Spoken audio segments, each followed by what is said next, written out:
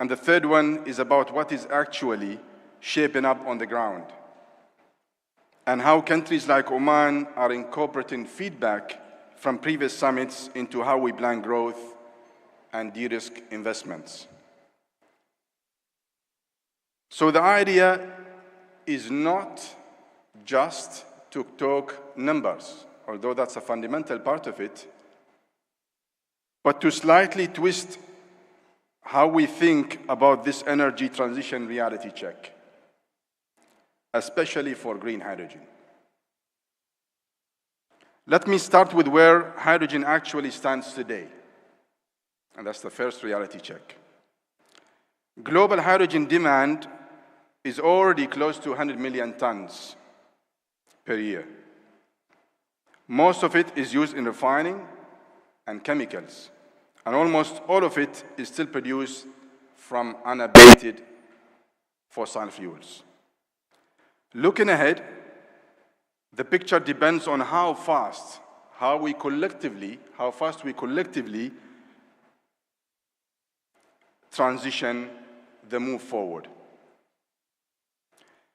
In a more conservative scenario, based on the current and stated policies, 2050 hydrogen demand is often in the range of a few hundred million tons. A few hundred million tons, maybe 2 to 3 times today's market. That's in the most conservative scenario.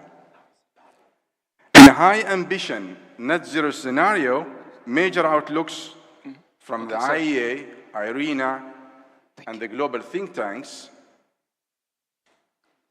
often land around 500 million tons or more by 2050. So that's roughly 5 times today's levels.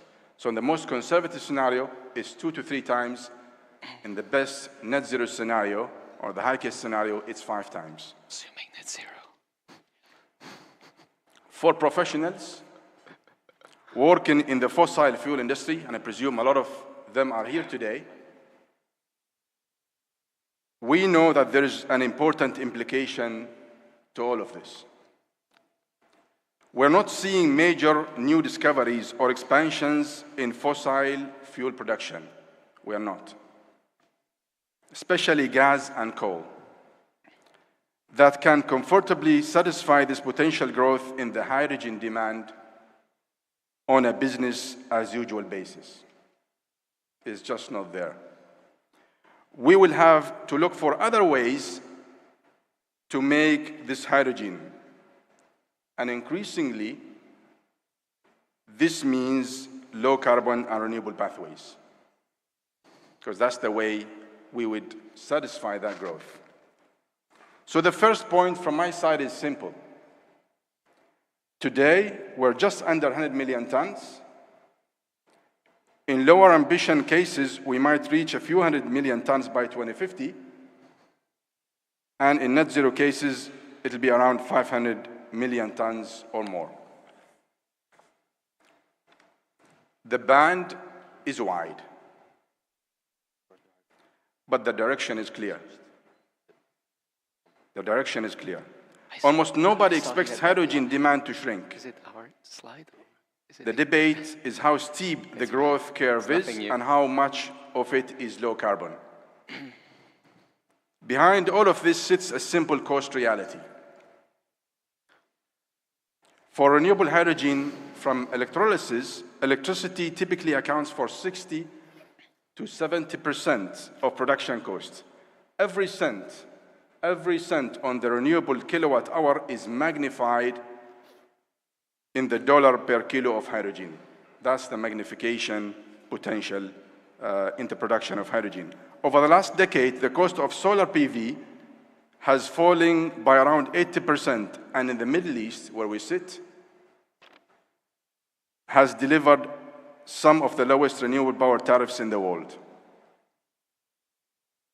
So to summarize the first reality check, and that's my left-hand side, the box on my left-hand side, we already have a 100 million ton hydrogen market today. By 2050, conservative pathways see that rising to a few hundred million tons, while net zero pathways cluster around 500 million tons or more. That's roughly 2 to 5 times more of today's level. And because most of the hydrogen's cost is electricity, regions where very low-cost renewables, like the Middle East and certainly Oman, is structurally advantaged. So those are bold facts. I think everybody in the room knows them. Let me now zoom out. So I've talked about hydrogen, the potential of hydrogen and the growth possibilities moving forward. Now let me zoom out to the whole energy system, and that's the middle box on the screen. Electrification is absolutely central. Today, electricity provides roughly 1/5 of global final energy. 1/5. In many transition scenarios, that share rises to around half of final energy by mid-century. But in those same outlooks, hydrogen and hydrogen-based fuels supply around 10 to 14% of final energy, while other clean molecules, including modern biomass, supply an additional share. So even in a deeply electrified world, roughly half of final energy is still delivered as molecules. And hydrogen is one of the largest families of clean molecules in that mix. Why? Because some sectors are structurally molecule hungry. Steel, chemicals, refining need feedstock and high temperature heat, not just electrons. Shipping and aviation need dense, storable fuels, and that includes ammonia, methanol, e-methanol, synthetic kerosene, especially over long distances. And of course, the other one is rising prosperity drives demand for materials, mobility, and petrochemicals, which are all molecule intensive. So the second reality check that I want to cascade today is even if electricity's share doubles and becomes the largest carrier, molecules are not going away. And in many serious outlooks, hydrogen and its derivatives alone supply around 10 to 14% of final energy by 2050 on top of other clean fuels. So hydrogen will still have a major demand moving forward. Because this is now embedded in industrial strategies in Europe, Asia, and here in the Gulf, not just in climate reports. So it's much beyond the climate imperative, although it's fundamental. It is reasonable to expect that reality will sit between the conservative and net zero pathways, and for hard to abate sectors likely closer to the net zero side. This is why we are not only expanding renewables, which we are, big time, and grids, we're also designing value chains for clean molecules. And hydrogen and green hydrogen is central to that and in that story. Let me now move to the reality check 3, which is on the right-hand side of the screen.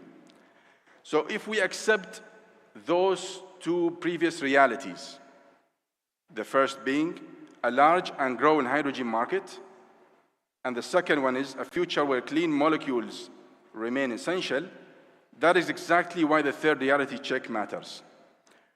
Where we are today, and what does that mean for opportunity?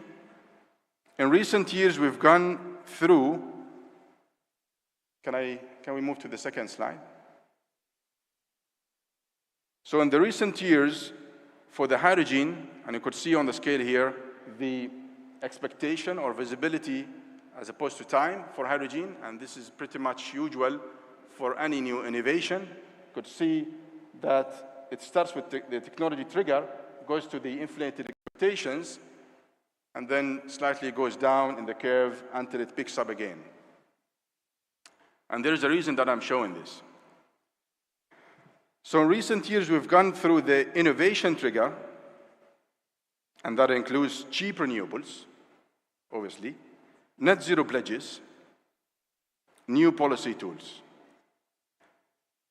We've also went through the peak of inflated expectations, and that's hundreds of gigawatts of announcements. Every project is claimed to be a world-class or a world first. Today, I do not read the situation as a story of failure. I read it as a story of sorting and selection.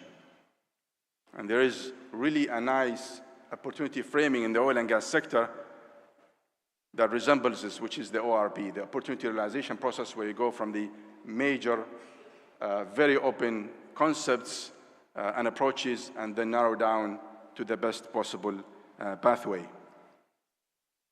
Recent assessments show that the forecast for low emissions hydrogen production by 2030 has been revised down by roughly a quarter, as some projects are delayed or canceled.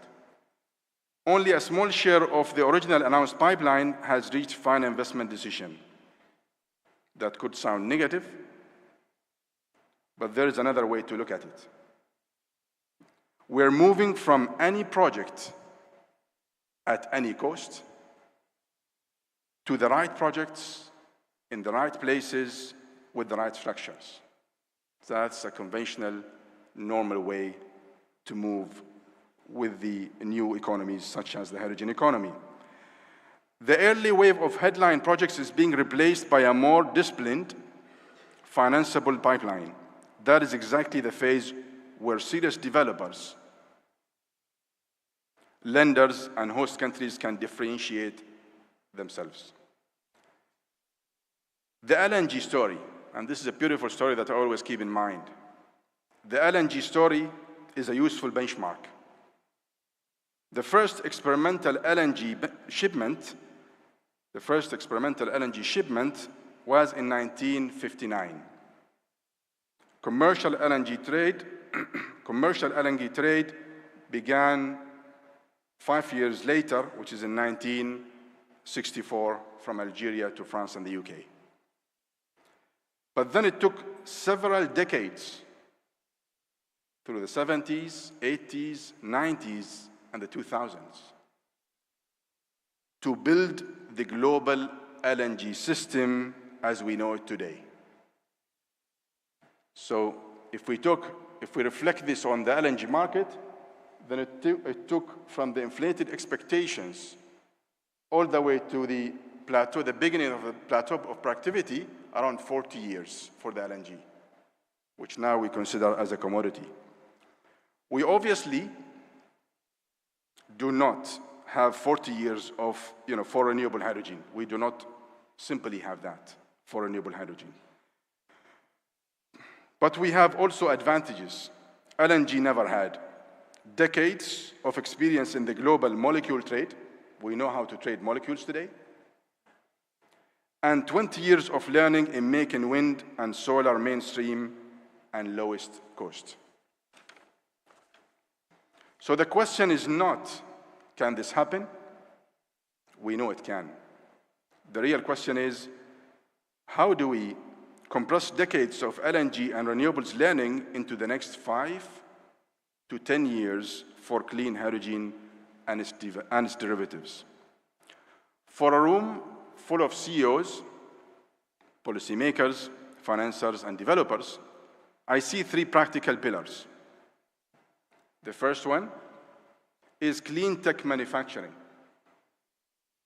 Turning demand into industrial opportunity by hosting parts of the electrolyzer and clean tech value chain, not just importing equipment. Hydrogen is increasingly written into industrial policies, energy security strategies, and export strategies, not just climate imperatives, which is still fundamental. That's the first one, clean tech manufacturing. The second one is scalability through hubs and clusters. Building shared infrastructure and integrated industrial clusters where hydrogen is produced, converted, used locally, and exported. That's the second bit. The third one is bankability by design. Clear and stable policy, credible offtake, sensible risk allocation across the value chain, and targeted mechanisms that crowd in private capital. So my third reality check is deliberately optimistic. The fundamentals for hydrogen and clean molecules are strong. The shakeout you are seeing is not the end of the story. It is the beginning of a more disciplined, investable phase. The winners will be those who line up manufacturing, clustering, and bankability faster and smarter than the rest. And this is exactly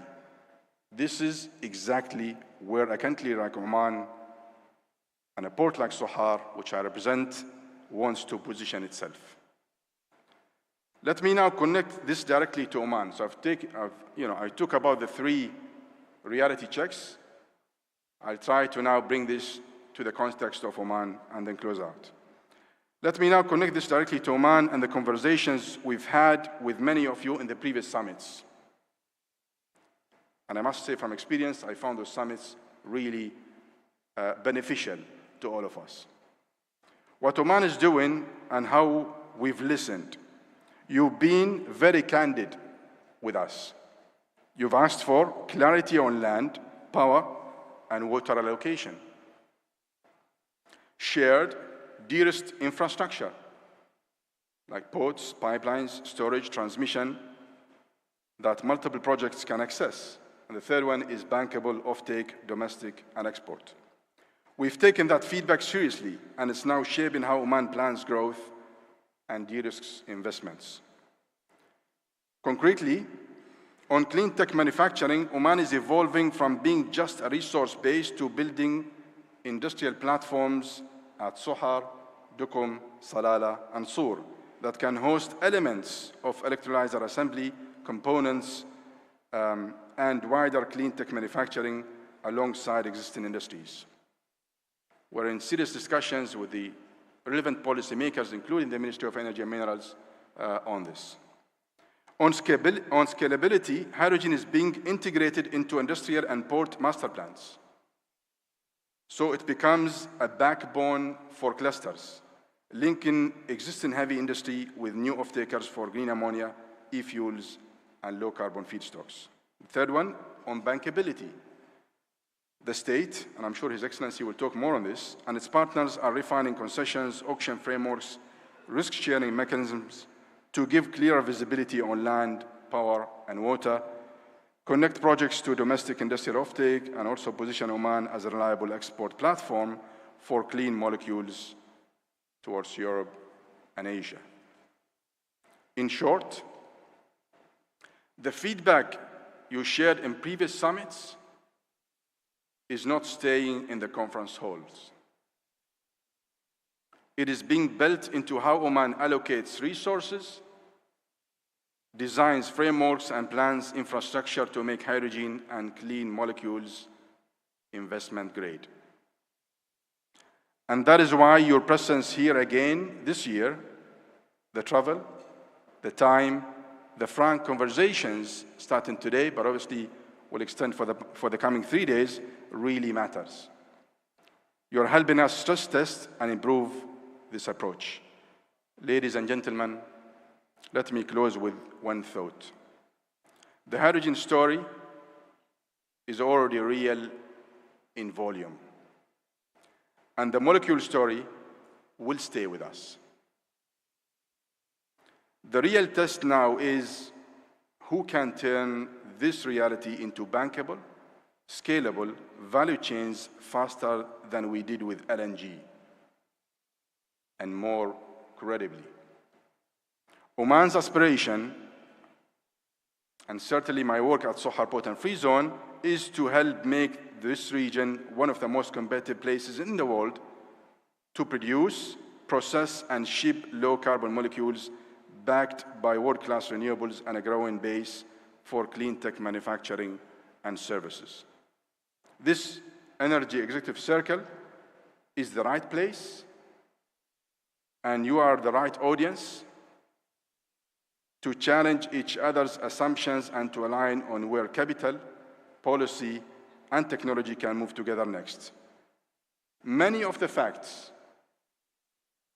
I have shared today are presumably familiar to you.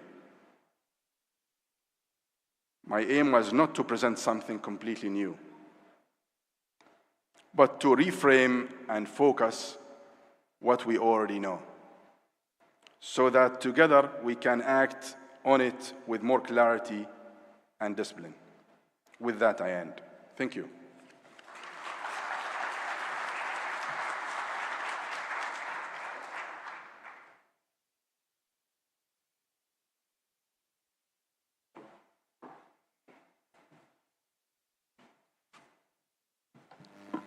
Thank you, Dr. Abdullah, for your illuminating insights. شكراً لك دكتور عبد الله. كانت كلمة ثرية وواعية تعكس رؤية واضحة لمستقبل الاستدامة في عمان.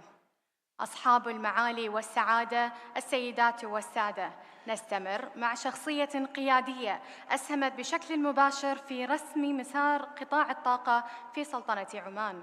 يسرنا أن ندعو معالي المهندس سالم بن ناصر العوفي وزير الطاقة والمعادن لإلقاء الكلمة الافتتاحية الرسمية.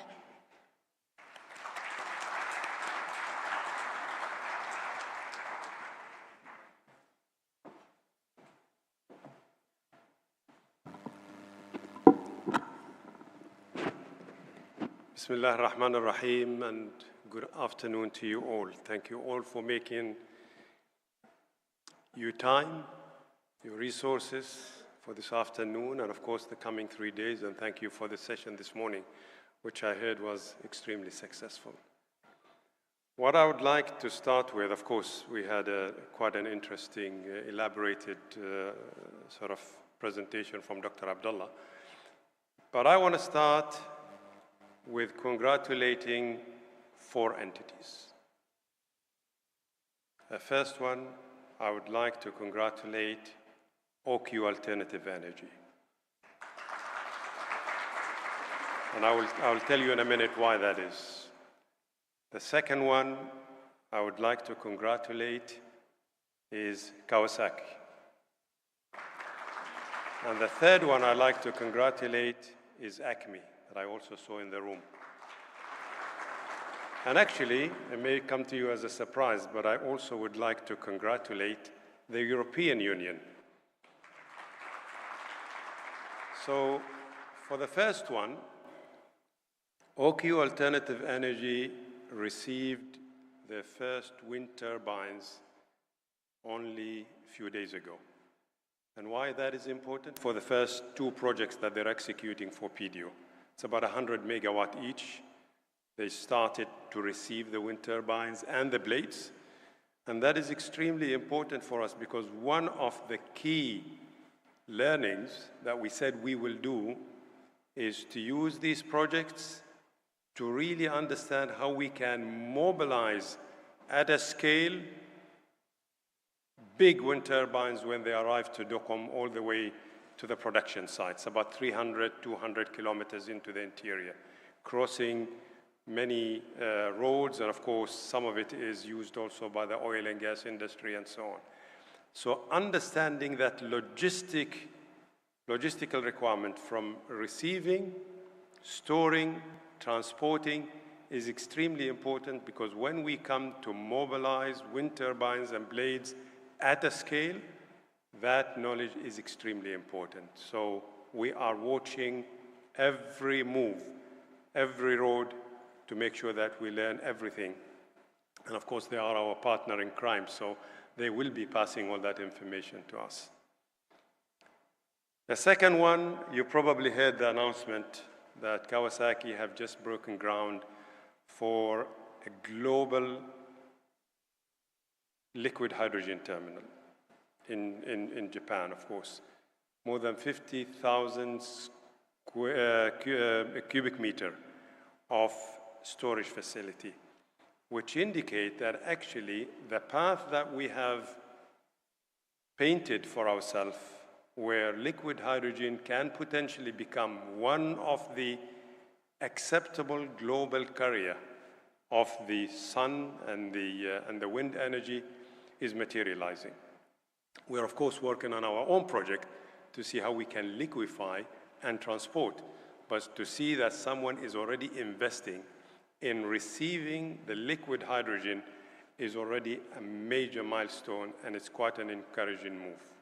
We welcome that, of course, and we will be working with them very closely, and I would probably plan to go and see myself what they're doing, because I think there's a lot for us to understand. They wouldn't invest otherwise if there is no market. The third one, of course, is our own company, ACME, who have demonstrated their ability to maneuver around the many uncertainties that we're all facing. They are already executing a project. You will see some pictures probably tomorrow or the day after, and I'm sure they will not shy from sharing some of the information that they've got already in the pictures. They are physically on the ground, building. They've got the market, and I had the honor of meeting their off-taker, who promised not only to lift ammonia, but also to do it in an ammonia-powered ships that they are building as we speak. So that is an indication that actually we are also in the right direction.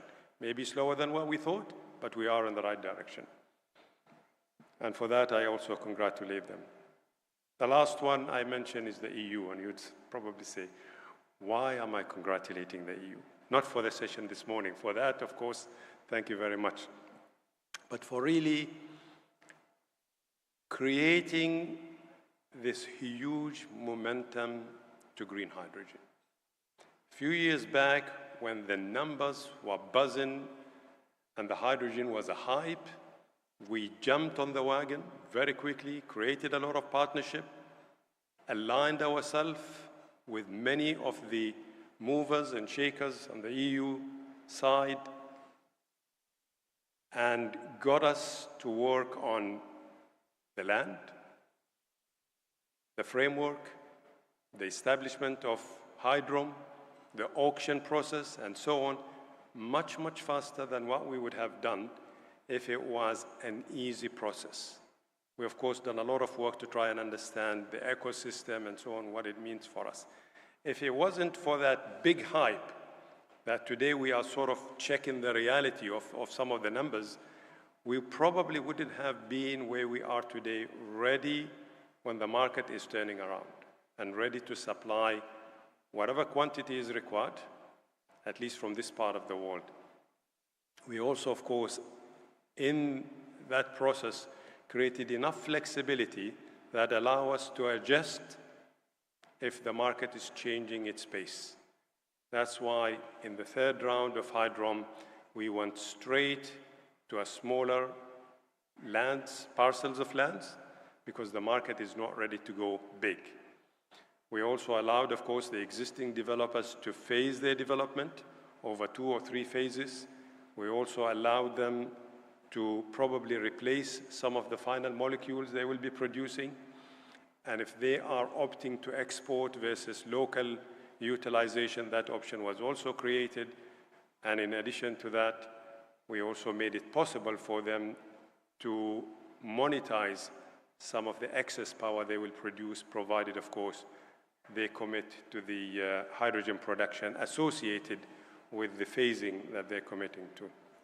So all of that flexibility was immediately created in order to respond to the changing landscape of the hydrogen market.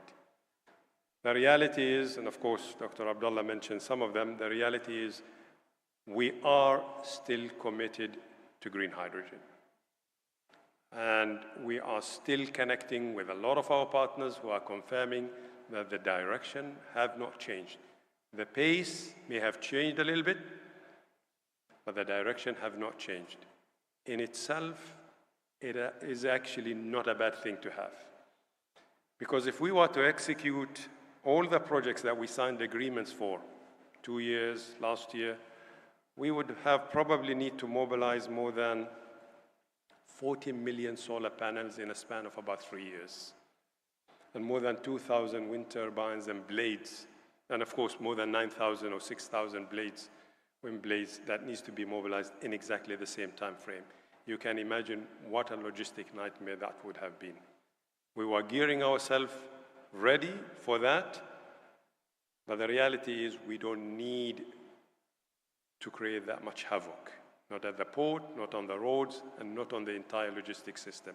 In itself is actually a good breather for us to pace the phase of the development phases and allow us to also understand where is the technology coming from. This is a very fast-paced technology development, so it's actually a good thing in a disguise that we are slowing down a little bit. That's the reality check.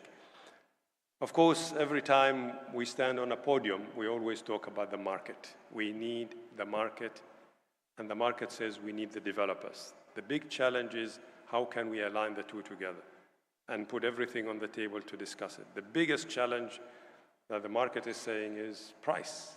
This is still more expensive than the alternative, and of course we know that. I mean, it's no surprise. We're doing everything we can to bring the cost down. We were talking about $5 and $6 per kilogram a few years back. We are already comfortably talking about $3. And in fact, if you talk to Acme, they may be giving you some other numbers, maybe lower than the $3, but I leave that one to them. I'm not going to commit on their behalf.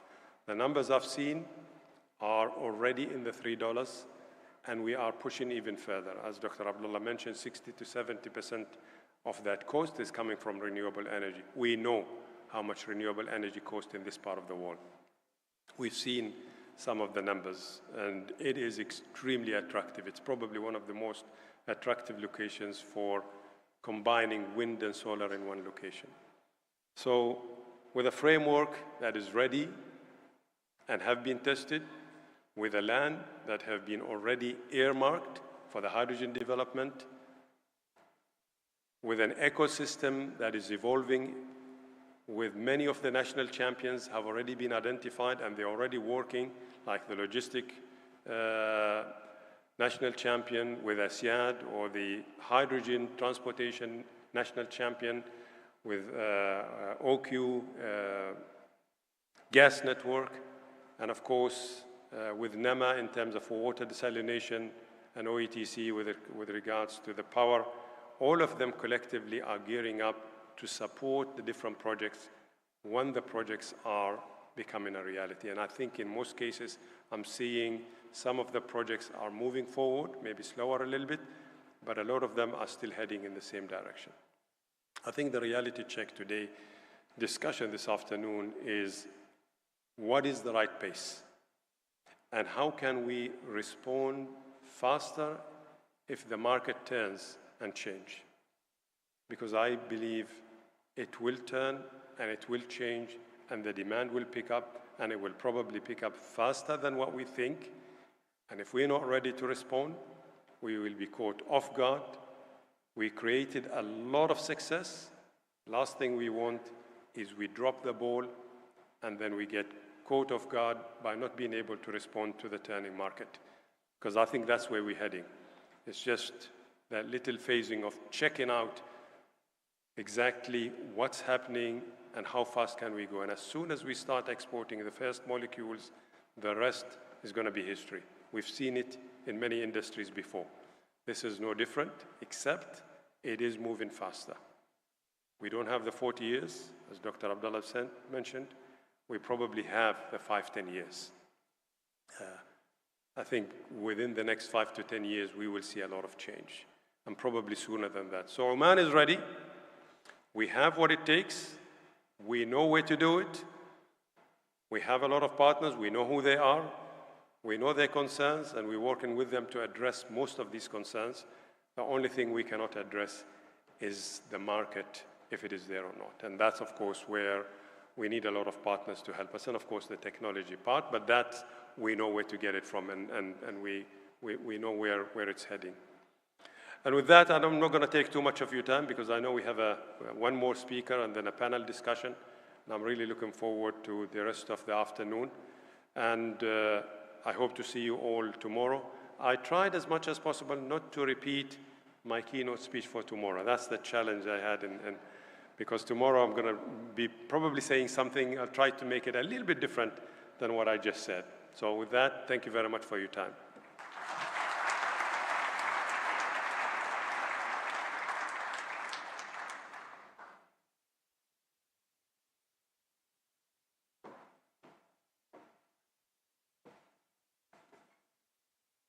Thank you, Your Excellency, for your remarks. What a strategic outlook from His Excellency that reinforces Oman's role in clean energy. شكرا لكم معالي وزير الطاقة والمعادن على كلمتكم القيمة التي تعكس مكانة سلطنة عمان كوجهة للطاقة النظيفة وتضع الأساس لمرحلة أكثر نضجاً في مسار التحول في الطاقة النظيفة.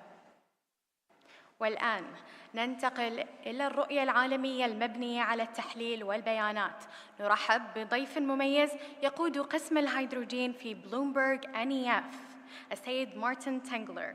للناطقي باللغة الغير العربية سوف نستكمل حديثنا باللغة الإنجليزية. For our non-Arabic speakers, we're continuing the rest of our conversation in English.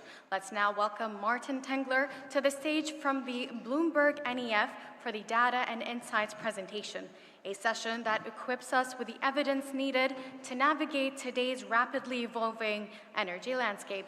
Let's give him a round of applause.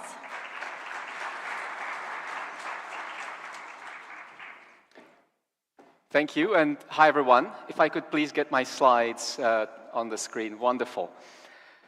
So I've got about 15 minutes to talk about the energy transition and what's going on globally. And as we've heard today, you've probably read in the news yesterday and last month, there have been quite a few challenges for the energy transition. Some of them have been very real, others have been more perceived.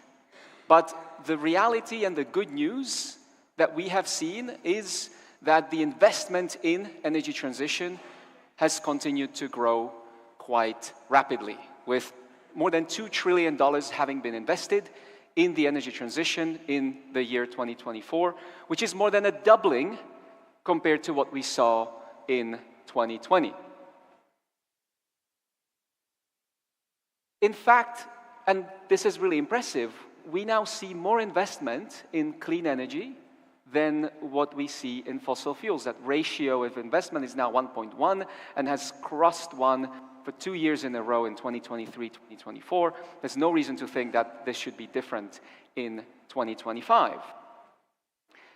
Now, not every region is the same, and there's a clear dominance of Asia when it comes to investment in the energy transition. Half of the 2 trillion, 1 trillion is Asia. Not only the absolute value, but also the growth. Most of the growth is actually happening in that region. While when you look at Europe, there was actually a slight decline, and in the US, there was stagnation in 2024. Now, that gulf between Asia and the rest of the world might well continue, especially with the US, where following the introduction of the tax credits that were introduced by the previous administration, these were now scaled down. The deadline has been brought forward, and we expect that once that deadline expires at the end of 2027, that investment in the US is very likely to drop quite significantly. So I talked about a two-speed transition that we are seeing when it comes to energy transition in Asia and potentially the rest of the world.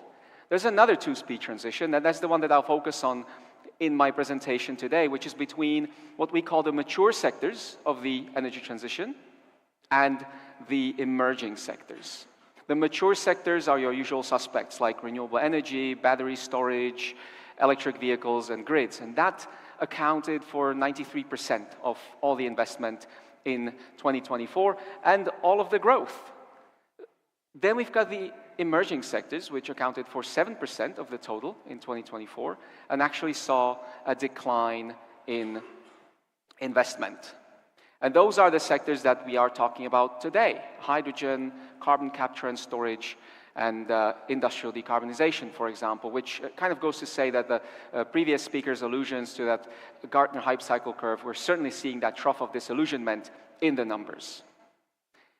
So I'll walk you through both of these, the emerging and the mature sectors, one by one, starting with the mature sectors, looking at the biggest part of the chunk of the mature investments, which is into electric vehicles. So electric vehicles are a relatively simple story. Already today, 25% or so of cars sold globally, passenger cars sold globally, are electric. And that share is going to continue to grow to about 42% by 2030. In China, it's already more than 50%, about 60%. That share will continue to grow to about 80% by 2030, which is one of the big reasons why globally it's 25% already, because China is pulling so much. In fact, the investment in electric vehicles in China, so the sales of electric vehicles in China are very likely to exceed the sales of all vehicles in the United States in 2025. Next are the renewable energy sectors, also a relatively straightforward story with lots of growth. We have seen a lot of growth in the past years. We're going to see slightly slower growth in the coming years, but still about a terawatt of clean energy added to the global grid or global grids between 2025 and 2035 every single year. So a very impressive amount of addition. We're actually almost on track to meet the COP28 goal of tripling renewables by 2030 from a 2022 baseline. Now, all of this is happening at a time when there's growth in electricity demand from AI and data centers. Already, data centers today use about 400 terawatt hours of electricity, and that is set to about quadruple by 2035 from your usual suspects, the United States, Europe, Japan, Korea, seeing the fastest growth on these technologies, on this demand. Next are grids. And grids are really, really important because if we're going to integrate or if we're going to use a terawatt or add a terawatt of renewable electricity every single year for the next 10 years, we're going to need to find a way to connect it to the grid. And right now, that has been a challenge with some of the grids being very congested, particularly in places like the US and some European markets. So that's going to need to get solved. And we do actually expect to see that investment in grids to pick up in order to accommodate all of these renewables. And finally, there's energy storage, which is the smallest of these four sectors right now, but also by far the fastest growing, with growth being about 1,000% or more than 1,000% in these past couple of years since 2020 to 2024. Energy storage, in our view, is right now at an inflection point, or has just reached an inflection point where that speed of adoption has really picked up. And between now and then 2035, we expect to see a more than 20%, 23% compound annual growth rate in storage additions. So very, very impressive growth in storage is coming. And where is it going to be added? Of course, lots of it in China, lots of it in Europe, lots of it in the US, but pretty much every single market that we looked at is going to have growth in electricity, in battery energy storage. So those were the mature sectors, the 90% of the investment. Now let's look at the emerging sectors, which, as I've mentioned, have seen a decline in investment, that trough of disillusionment in 2024, which includes hydrogen. It includes carbon capture and storage and industrial decarbonization. And the main challenge for all of these sectors, I think we've heard it today already, is that the costs are too high for buyers to be willing to pay without policy helping along the way to create that demand or to bridge the gap between the supply and the demand. The costs of green hydrogen today are much higher than those of gray. Of course, the cost of blue are higher than those of gray simply because we need to add that carbon capture and storage. Green hydrogen costs are going to fall, but it might take more than 10 years before we get to green hydrogen being cheaper than gray in some of the markets. And that's, of course, reflected then in the prices of the products that are used with that hydrogen, such as sustainable aviation fuel. We ran a survey earlier this year. The results were that green or eSAF, sustainable aviation fuel made with green hydrogen, cost about 7 times as much as gray kerosene made from fossil fuels. So the result of that, and I think this is something that will be really interesting to discuss later with all the panelists in the 2 upcoming panels, is there's a large number of projects that would like to produce, a large number of prospective producers.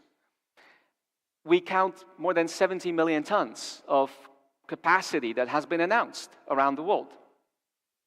But the truth is that our estimate is maybe 5 million tons of that, 5.5, is going to come online by 2030. So that's about 8% of the total announced projects, and about a quarter or less than a quarter of what governments themselves have set as their targets. So it was 5.5 million tons till last week when Exxon has announced that they will be suspending the development of a large blue hydrogen project in the US, supported by very generous tax credits. They still were not able to find the buyers. That was about 8% of our total forecast, about 0.5 million tons, a 1 million ton project per year. We've discounted that by 50% for probability of coming online of 50%. Now that probability has turned to pretty much zero by 2030. There's good news too, though. It's not all gloom for hydrogen and for sustainable aviation fuel for the sector that would use the clean hydrogen. The demand for SAF is going to continue to rise, even in our conservative scenario, even more so in our optimistic scenario. We see about 3.8% growth in that, so that's definitely good news. And this really is interesting for me is steel users of green hydrogen. So there's a lot of clean steel offtake agreements. Not all of them are to use hydrogen, but these steel agreements are often not driven by policy. That's companies who are willingly buying steel made with green hydrogen because that hydrogen maybe costs 25, 50% more, the steel costs 25, 50% more than steel made from using fossil fuels. But the product that that uses the steel, like cars, those only grow in price by a couple of percent. So that's why we're seeing that voluntary demand. Now, all of what I just talked about is happening in an atmosphere that we have not had for a long time, which is an atmosphere of heightened geopolitical tensions and geoeconomic competition, which has been introducing some hurdles along the way to the energy transition. The elephant in the room when it comes to energy transition is China, which dominates the manufacturing across the board of everything that produces, from production of solar panels, batteries, electric vehicles, to electrolyzers. China is more than half of everything. Now, recently, we've seen some countries, especially the US, but also Europe, Japan, a couple others, spend money on localizing those supply chains at home, but it will take a long time, in our view, before we've moved away from a China-centric, China-dominated world of clean energy supply, or the supply of the equipment to make that clean energy. Trade has also become more challenging, with tariffs being introduced, especially in the US. And that has had a very real impact on the costs of the products that are being used. So in the US, the cost of battery storage has jumped 50% because of the tariffs that were announced, which of course will have impact on the deployment of that battery storage and many of the other technologies that I've talked about. So what does all of this mean for the long term? What's the world going to look like in 5, 10, 20 years? That's what we have modeled in our new energy outlook, which maybe some of you have heard of it. It's one of our flagship publications, where we look at 2 scenarios One is what we call the base case or economic transition scenario, where we don't assume any new policies are added. We just assume economics plays out with some of the technologies getting cheaper, some of them not so cheaper. This scenario leads to about 2.6 degrees of warming by 2100 and certainly does not get us anywhere near net zero. Then we've got the net zero scenario where we assume that the world reaches net zero by 2050 such that warming by 2100 is 1.75 degrees Celsius. And in this scenario, what's important is we don't assume there are any kinds of overshoots or any carbon removals. So all those carbon emissions are prevented rather than sucked out of the air later. Now, starting with the base case scenario, which is probably the more realistic one, even in that scenario, we still have a 75% growth in the electricity system. So electricity demand is going to grow in either of the two scenarios, and we expect at least 75% by the year 2050. Now, what's going to drive that electricity demand? Of course, there's going to be economic growth and population growth, but then three main other reasons are the growth of EVs, data centers, and air conditioning. Even in this base case scenario, renewables make up about 2/3 of the energy system or electricity production globally. But what's really interesting is that every market, every country has it very differently. So places like the UK have lots of offshore wind. Germany, lots of onshore wind and solar. Countries that have nuclear today will probably continue to have nuclear into the future. And places like the US, which use lots of natural gas today, might use even more natural gas into the future. Places that use coal today, like India or Southeast Asian countries, may continue to use that coal even in this scenario. So now let's look at the net zero scenario, which unfortunately I don't think is very realistic, but it's good to see what the world would look like if we were to seriously aim for net zero. In this scenario, growth in electricity demand is not 75%, but it's 3x. So a tripling in electricity demand, which is needed because we need to electrify some of the sectors that are really, really hard to abate. 81% of electricity comes from renewables. There's a little bit of nuclear, and the remainder for balancing is mostly carbon capture and storage with gas and coal, which is needed to balance out the renewables, especially over the seasons. In this net zero scenario, we would need to see a tripling of investment on top of what we already have in the energy transition right now in order to reach that net zero scenario. So that just shows you the gulf that we have between us and net zero. Now, fossil fuels, in this net zero scenario, there's going to be two different pathways or paths. For oil and for coal, the path is downward in either scenario. A slow decline, small decline in these. In the economic transition scenario, in the base case, and net zero scenario, the decline would be much steeper. Whereas for gas, we could actually see a rise in gas demand in the base case scenario, whereas, of course, there would be a large reduction in gas demand in a net zero world. So let me leave you with this slide to end with, which compares the different futures under the base case scenario and the net zero scenario for these different clean energy technologies. And I think the one message that is clear from this is that whichever scenario we reach, there's going to be lots of opportunities for all of these sectors. Thank you very much.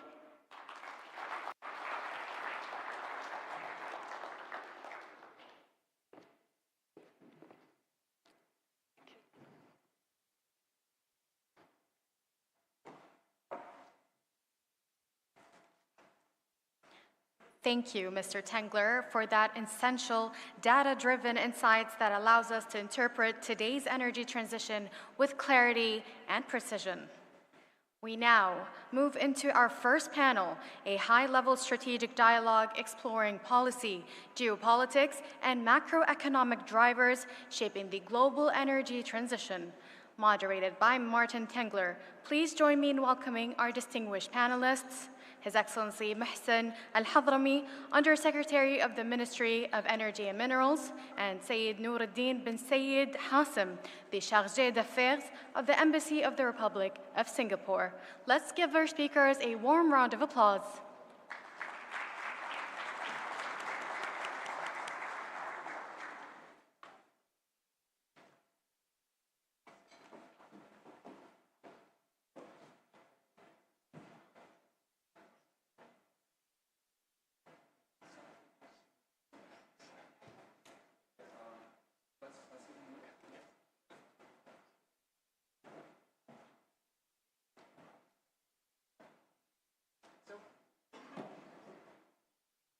Good afternoon.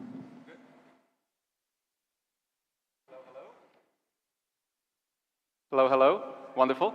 So good afternoon again, everyone, and thank you so much for joining us for this really exciting, really interesting panel.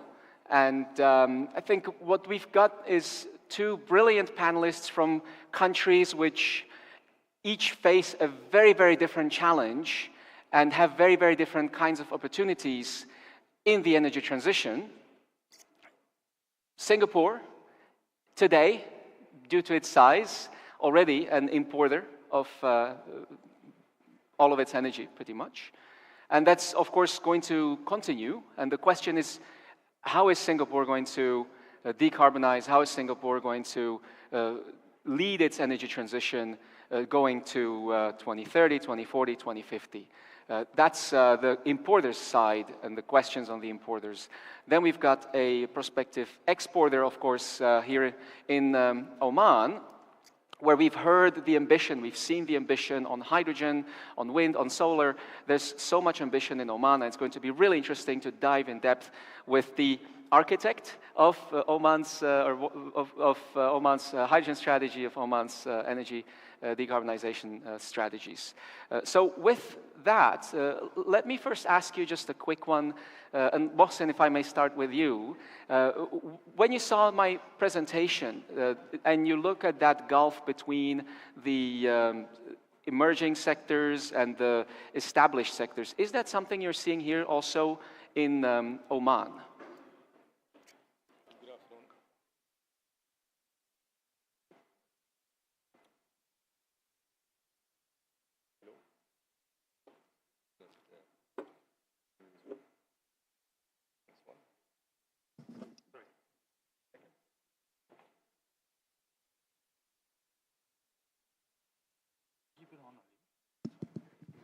Well, good afternoon, everyone. Thank you for staying after lunch. It's always heavy here after lunch. I'll try not to be as boring as it's usual when it comes to looking at so many curves and graphs. It's a mix of, I would say, scenarios, not just from perspective of scenarios, but actually from each country. I was just making a comment to His Excellency that each country looks different, this energy mix. And that is natural because each country has its own specific needs, its own specific requirements, its own challenges. Our friends in Singapore have their own challenges that probably they don't share with other countries. We in Oman have our own challenges that we don't share with other countries. But what we share is a common vision that we could potentially create opportunities out of the challenge of net zero to shift from the current system of energy into a new system requires a lot of strategies, a lot of driving, as you say, designing, architecting, and many, I would say, partners join hands. And that's why it's important for us to have partners on the importing side. And the first challenge is, of course, to understand the drivers behind the need as such. So from an exporter point of view, it is very important to align what we are trying to do locally with how the importing side would react to the market. Definitely security is a key element for any nation. Definitely, if you are a highly industrialized nation, energy security is important, not just because of industrialization. Your GDP is dependent on that import. But at the same time, also the affordability from cost perspective is very important for the competitiveness of that industry, because every industry has its competitive landscape, and that landscape, for it to work, you need to have some sort of predictability of pricing and costing and so on. So from our perspective, we try always to understand the other side. That's one thing. And of course, create the system within the same, in the exporting country like Oman, for the industry to work, because eventually the government does not do the investment, investors put the investments, and so you have to create also the ecosystem, whether it's oil or gas or hydrogen or renewables. What is encouraging to us is to see how renewables have evolved over time. Cost has gone down, but that again depends in many aspects on the industrialized nation to generate technology. So there is actually multiple pathways of discussion between importing countries and exporting countries of energy, of how do we create a system that is affordable, sustainable, and potentially can drive growth in both sides. So you're talking about the classic energy trilemma that every country in the world is facing in one form or another. The energy needs to be clean, ideally clean, but cheap and reliable being probably the two most important part of that trilemma. Absolutely. So if you were to think about that from your potential buyer's perspective, and then I will ask your buyers right after that, is the energy first needs to be reliable, right? And then it needs to be cheap, and then it needs to be clean. Would that be the order that you're thinking about? Definitely reliability is very important. I mean, put it the first thing, because that's where you build your industries upon, right? And it's difficult to really separate the equation, because reliability depends on cost and so on. So it's really a mix that you cannot separate. It's like a triangle that you cannot really carry one point around and leave the other 2 points. So they are all interlinked. And I think the challenge always is to have to make sure that the interdependency between these 3 points, the reliability and sustainability, the affordability, and the cost being in the same, in the same ecosystem is important. Yes, that makes a lot of sense. Said Nuruddin, let's move over to you as the representative of a country that's very much an importer, that is very likely to continue to be an importer of energy. How do you see the energy transition playing out? What are Singapore's plans for the energy transition? And similarly, the energy trilemma, clean, cheap, reliable, how do you rank it? Which is top number one position for in your thinking? Thank you, Martin, and good afternoon to everybody. The energy executive circle, I'm not in the energy executive myself, but I'm representing Singapore because our colleagues in the Energy Market Authority were not able to turn up today. But I do have a certain affinity or interest in this area, having worked on sustainable issues before. I was actually in Paris 10 years ago when the Paris Agreement was struck. I was as a deputy chief negotiator. And our starting point, Singapore, we're committed to a net zero by having net zero emissions by 2050 and peaking our emissions by 2030. And that's because it's an important issue given our situation. We are a low-lying nation, so sea level rise is really an existential issue which will impact our economic development. Having said that, I want to say, because I start from the point of the climate negotiations and our commitment to that process, because Singapore actually only emits 0.1% of global emissions.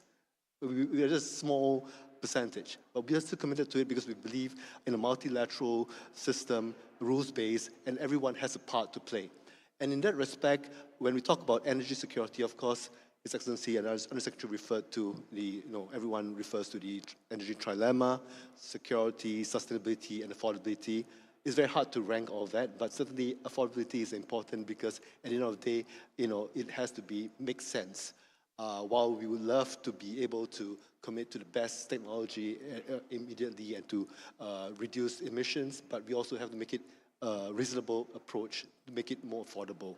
And in that respect, we have in Singapore what we refer to the 4 supply switches. We love number 4 in our effort to be water, independent, we had 4 national taps, being our reservoirs, our imported water from our neighboring countries, recycling and desalination. With regards to energy supply, we're looking into, firstly, we switch to, our first switch is the natural gas, of which 95% already contributes to our energy generation. Yeah. The other one is regards to solar. Right now, we've already reached 1.75 gigawatts peak, but we're hoping to reach 2 gigawatts peak. That's our... In Singapore? In Singapore, yeah. And given our limited land, we have to be innovative, so we are doing it over on our rooftops, even our public housing vertical panels, over reservoirs and other areas. Basically, we try to do it, but there are limitations. And even if we wanted to cover the whole island in solar panels, it's not going to be sufficient. The third supply switch is regional imports. So in that respect, the ASEAN countries are working on an ASEAN power grid by 2045. Singapore is part of this consortium power integrated project with the Laos, Democratic People's Republic, Thailand, Malaysia, and Singapore. And with that respect, we could, because the region is actually a treasure trove of renewable energy. The International Energy Agency, IEA, has predicted or estimated that there'll be 20 terawatts of renewable energy in that region. And within the LTMS PIP, the one that 4 countries are working on, we can trade up to about 200 megawatts. We can actually purchase from Malaysia and Laos PDR up to 200 megawatts. And the fourth supply switch is on the low energy sources, low carbon energy sources. Yep. So in which hydrogen, ammonia are such. But of course, affordability is a key aspect, and we're looking at developments in that respect. So far, we've already appointed one company as our consortium to look at low carbon ammonia for both the generation in supply of energy in Jurong Island, which is where we do a lot of our energy generation, as well as in bunkering. So we're looking in that space very, very carefully, and of course, we're very delighted when His Excellency, the Minister, mentioned that now we're looking at maybe $3. That's really remarkable. But with the proof of the pudding is in seeing it, and therefore we are looking at that space very closely, and we hope to be an early adopter once things are more finalized, more concrete. Thank you. So Singapore leading by example, being a country that's very much threatened by climate change and having these 4 switches that you want to change: water, energy, solar regional imports, and low carbon energy like ammonia, hydrogen, which we'll definitely talk about. Just one more point, Martin, I forgot to mention. Of course, we're doing all these efforts in mitigation and all that, but we also introduced a carbon tax. I think we're one of the first few countries in Asia. And we started at $5 per ton CO2 equivalent. That was in 2019 for 5 years. It's gone up to 25, and right now it's at $45. We hope to stabilize between $50 to $80 by 2030. So as much as we can mitigate, we also understand there are limitations, and we are making efforts to try to make it more conducive for companies to be more environmentally conscious. Thanks. That's great. Mohsen, I see you were going to say something? Okay. Anytime, feel free to jump in and react to each other to make the panel as interactive as we can. So really interesting about the carbon price, and we should definitely talk about that later, because at BNEF we have these 5 enablers. We call it 5 stars that need to align in order for the hydrogen sector to thrive. And one of them is carbon prices. We say carbon prices that bite. They actually need to bite. We would probably need to see about $150 per ton or so in order for imports of blue ammonia to start being economic and replace, say, gray ammonia that's being used today. So that's definitely something. Let's talk about it later. Before we get to hydrogen, though, I have one more question about the geopolitical situation, geoeconomic situation. So you may have seen that picture I showed with the runners and the hurdles that they're facing, which I think is a useful metaphor to the world that we are in right now. We're all racing with the other nations, and we are facing a lot of new hurdles that we may not have seen before, such as tariffs and disruptions to shipping in the Red Sea, war in Ukraine, lots of different things. How are these impacting your respective countries and the energy transition in those countries? Mohsen. Definitely, the uncertainty in any policy does not help any part of the energy sector. So whether it's renewables, conventional, thermal, oil and gas, nuclear, when you are changing policy so rapidly between one president to another, definitely it's not going to help anyone. These projects are long-term projects. They need certainty in policy. So there is always a price the ecosystem, the entire global ecosystem or economy will have to pay, and that's delay in making decisions for these projects. And when there's delay in making these decisions, that means your supply is not going to, one day you will have a supply-demand issue. And that's exactly what we try to avoid. Issues when it comes to security, affordability, come really from that speculation. When you are speculating over policy, you are definitely not helping. So our position is to look always at the fundamentals in terms of numbers. What is GDP demand, energy demand, where the market is heading. There are certain physical requirement and changes in chemistry and would say more and beyond policy that dictate many of the I would say the outcome. So the change in policy would probably define target markets, probably define the hurdles, as you say, tariffs, etc. But definitely growth in population drives certain reality, puts certain reality on the ground.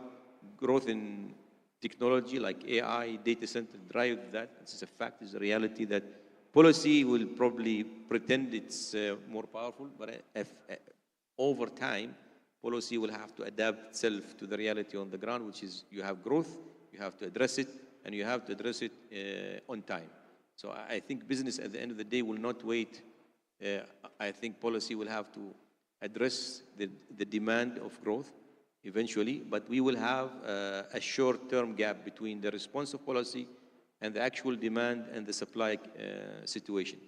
And we can see today, I mean, I was given the example of the, I think just during lunch, let's say take the biggest gas project in Oman. Just reality, business as usual, no change of policy, everything is stable, life is good.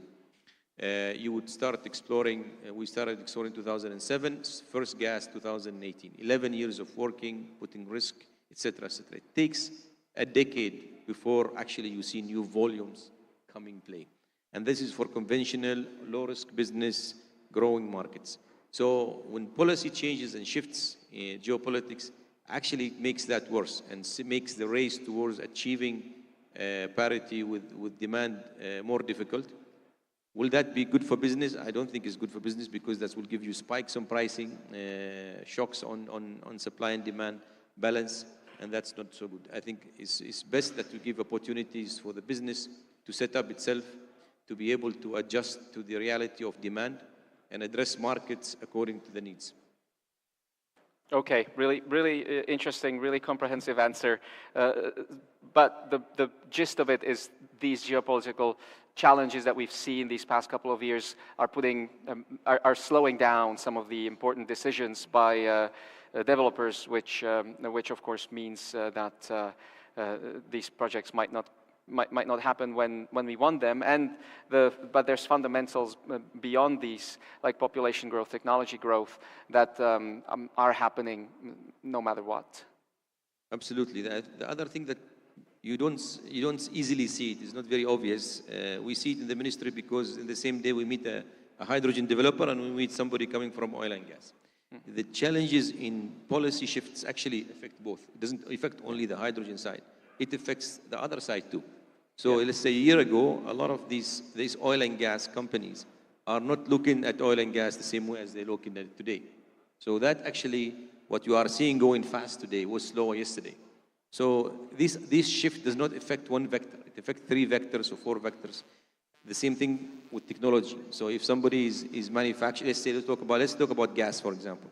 If I want to build an LNG project, I have to wait to 3-4 years for turbines. So there is a lag of 4 years before we actually have the gas in.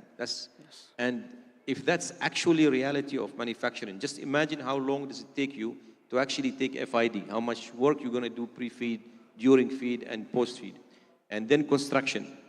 And then, of course, if you are bringing the gas from a remote location, building the pipeline. So the delays that you see is not just a hydrogen delay or a delay on the hydrogen narrative, but it's actually delay for the entire ecosystem. So when I'm talking about the magnitude and depth of impact of policy change, it is much deeper and more magnified than you think, because it affects not just hydrogen, which we are trying to build, but it affects any other energy vector. The only one that has been stable and actually does not get effect is the fact that we are increasing renewables in the grid. That has been, I would say, stable. It's been very successful, cost-effective, working very well. Yeah. Going further, as we go, and as you see from your presentation, what needs to happen is the realization by decision makers, policy makers, and the business that this will not succeed if we do not reinforce the current grid, which, again, is another investment that we need to pay attention to if we are to achieve our ambition of net zero. Thank you. That's a really comprehensive answer. And Said Noureddin, before we move on to hydrogen, let's also get your take on all of these geopolitical shocks and risks that have emerged these past couple of years. How's that impacting Singapore's strategy on net zero and reaching that 2030 peak, 2050 net zero? Thank you, Martin. And actually, I agree with what the Undersecretary mentioned. I think these things have been happening, and we have to factor them into our consideration and policy. But it's also interesting. I mean, like, in Singapore, we are a price taker, so we can't. We have to accept the world as it is and adjust accordingly. But what's amazing is that the Undersecretary mentioned about presidents coming and going, but I think immediately after, when Liberation Day was announced, and there was this adjustments and things like that. But somehow, it seems that markets have sort of adjusted to it. They've become a bit more resilient, because we were surprised. I mean, in Singapore, immediately after Liberation Day, our economic agencies kind of down in terms of the economic forecast. They thought we were going to be slowing down, but it hasn't slowed down as much, because many companies have actually front-loaded some of the projects, the pipelines, and in a sense, they kind of sort of mitigated against some of these impacts that was expected to happen. And so I think the market is more resilient than we think, and they are able to adjust accordingly and sort of understand what needs to be done.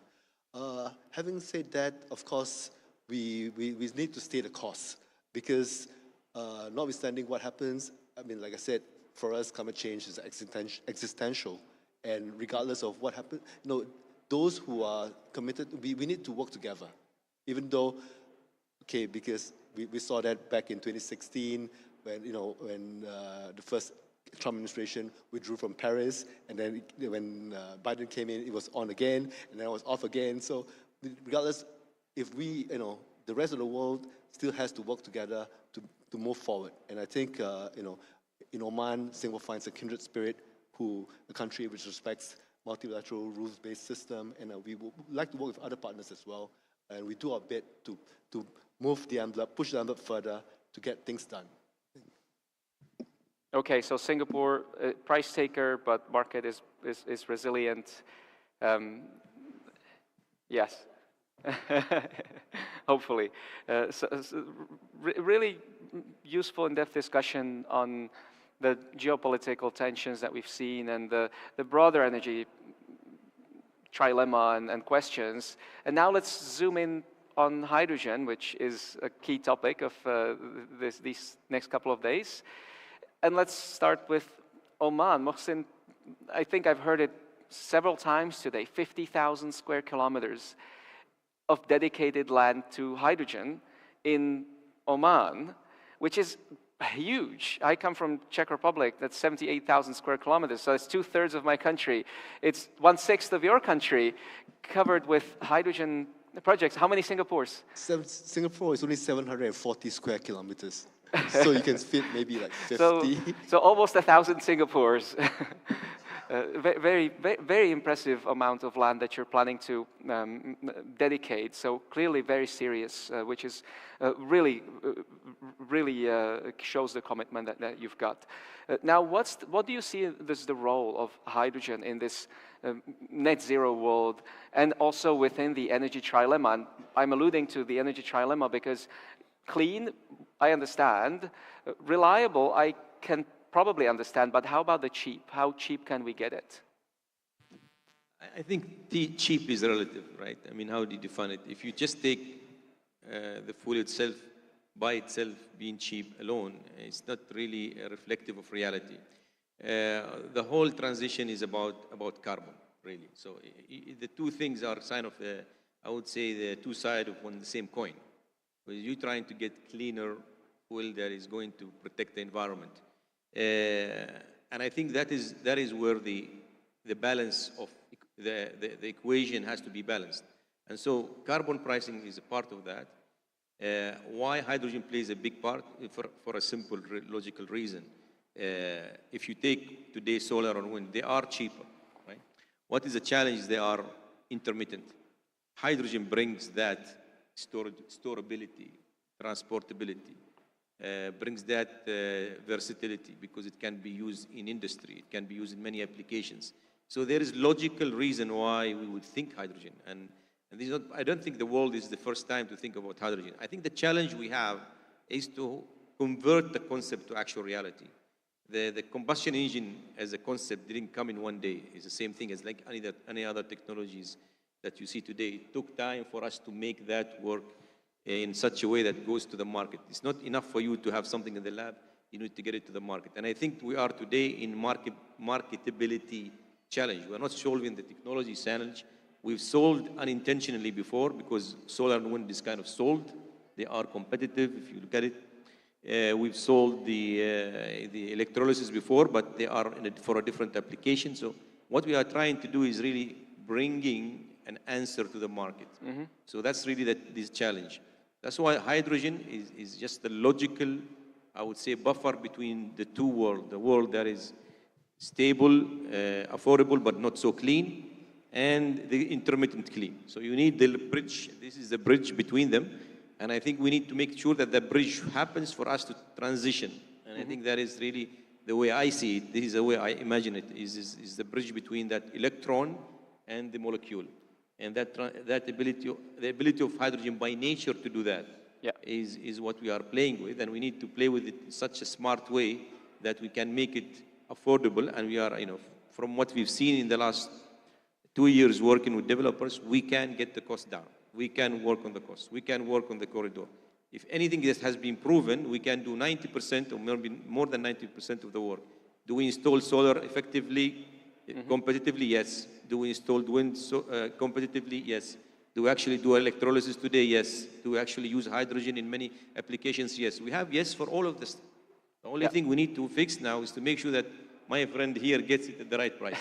So that was going to be my next question. And I thought we had way more time than we actually do. I think I was signaled that we have 5 minutes left about a minute ago. So we have 4 minutes left now. So that was actually going to be my next question to you, Said Noureddin. And then I'll have one last question to each of you, and then let's finish this panel. Said Noureddin, at what price would you need this hydrogen to come if you're going to meet this potential goal that you have, which is, I like this, it's easy to remember, 50,000 square kilometers, 50% of your electricity coming from hydrogen. What would the price need to be? I can't give you a price because I don't know yet. But I think the key point is affordability. As the Undersecretary mentioned, you have to balance it all. Because you may pay a premium, but what you get in return may be worth the price. So you have to be, you have to be practical about it. When I say 50%, I say up to 50%. I'm not sure whether it will be. And so we are embarking on lots of low carbon energy research. Ammonia, hydrogen, one aspect, fuel stock. Our combined cycle gas turbines on Jurong Island are now 30% hydrogen ready. Because right now it's still being fueled by natural gas. But if the time is right and the price is, you say, I keep referring to price, but I don't know what X is. It really depends on the situation at a point in time. And, it's ready to go. And we do want to be an early adopter and move because we really believe that this is the way to go if we are to hit our targets of net zero emission by 2050. Okay, so you need it to be at least as affordable as natural gas. Yes, but again, I think the policies may change, and maybe at a point in time, climate change is so dire that we have to take a very strategic step, and we have, despite the costs, we may still need to do it because otherwise, the alternative is not something that we want to countenance, right? So, okay. There is a lot of moving parts, a lot of variables, and I can't really put a price on what would. But I think you gave us a price which is if you're saying the same cost as natural gas. I think natural gas. How much is Singapore paying now? $7, $8, $9, $10, maybe 12 per MMBTU. I may be wrong. So $3 per kilogram hydrogen. That's about $22 per MMBTU. So we'd need to get to about 1.5.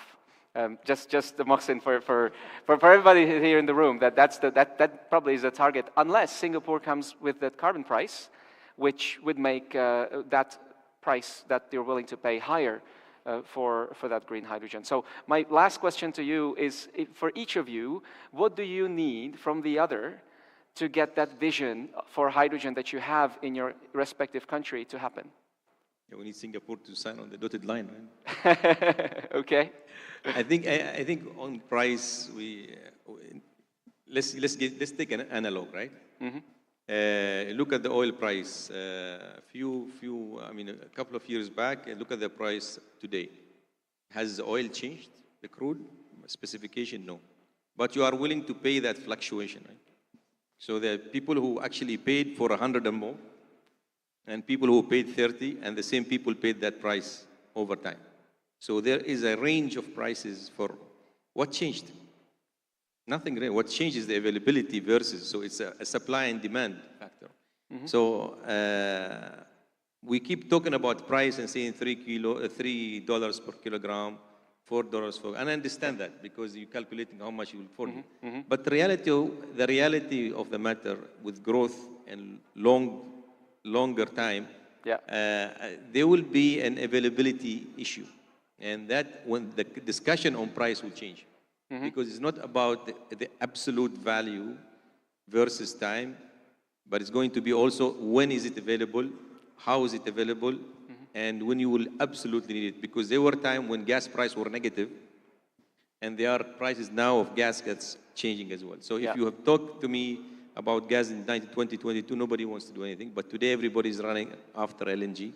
So there is the fact that the market prices will continue to change, not just based on the cost of the production, but really based on the availability. So the availability.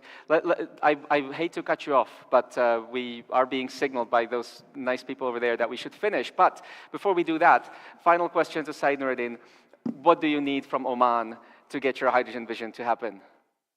No, I think Oman is on the right path, and I think it's just a matter of time. I suspect it will be sooner than later that this becomes a reality. The vision becomes realized, and really, we are ready, to move along as soon as it becomes possible. Okay. And thank you again to the organizers for this wonderful dialogue. It's really very interesting and very useful. Thank you so much, gentlemen. So it seems like you need them to sign on the dotted line. They're ready to sign on the dotted line. You guys should bring the MOU right now and sign it. So thank you so much, and great applause, please, to our wonderful panelists. Thank you. Thank you very much. Next time you bring the contract. Thank you very much.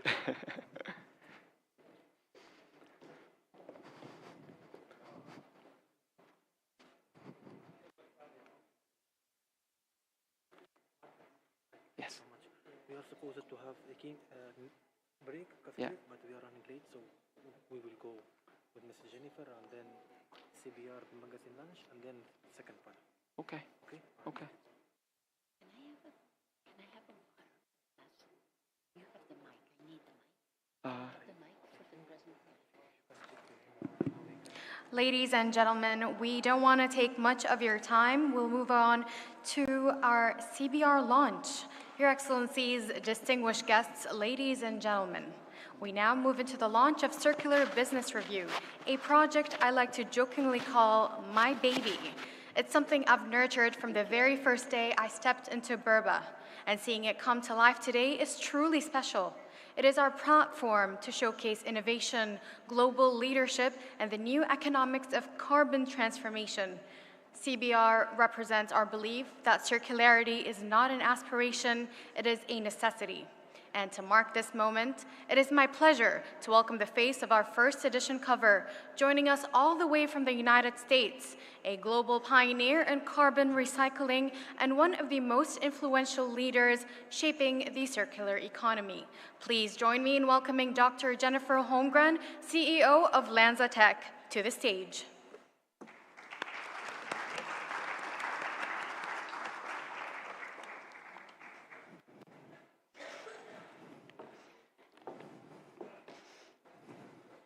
Thank you. It's a real pleasure to be here.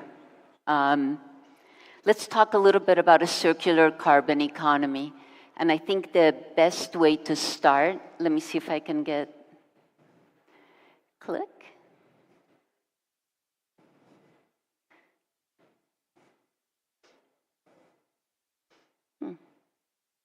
Forgive me. There we go. I always like to talk about predictions and thinking about the future. And here are a few of my favorite. This is actually Western Union telling the world that telephones would have no practical applications. Less than 10 years, actually 5 years from the time that Kitty Hawk, where they flew the first plane, there was a prediction by the head of the Royal Academy saying, no, we will never be able to fly. Everybody wanted to think about point-to-point communication, telegrams. Nobody imagined radio, point-to-many. And of course, there are quite a few predictions about computers.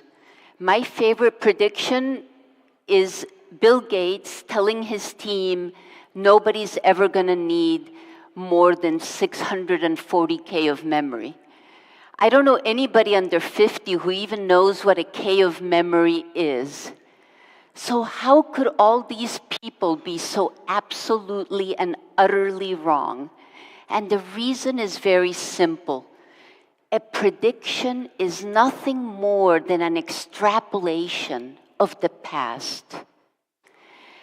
What Bill Gates couldn't imagine is that memory would be so cheap that we would be able to carry a telephone in our pockets and we would want to carry our entire lives on that telephone.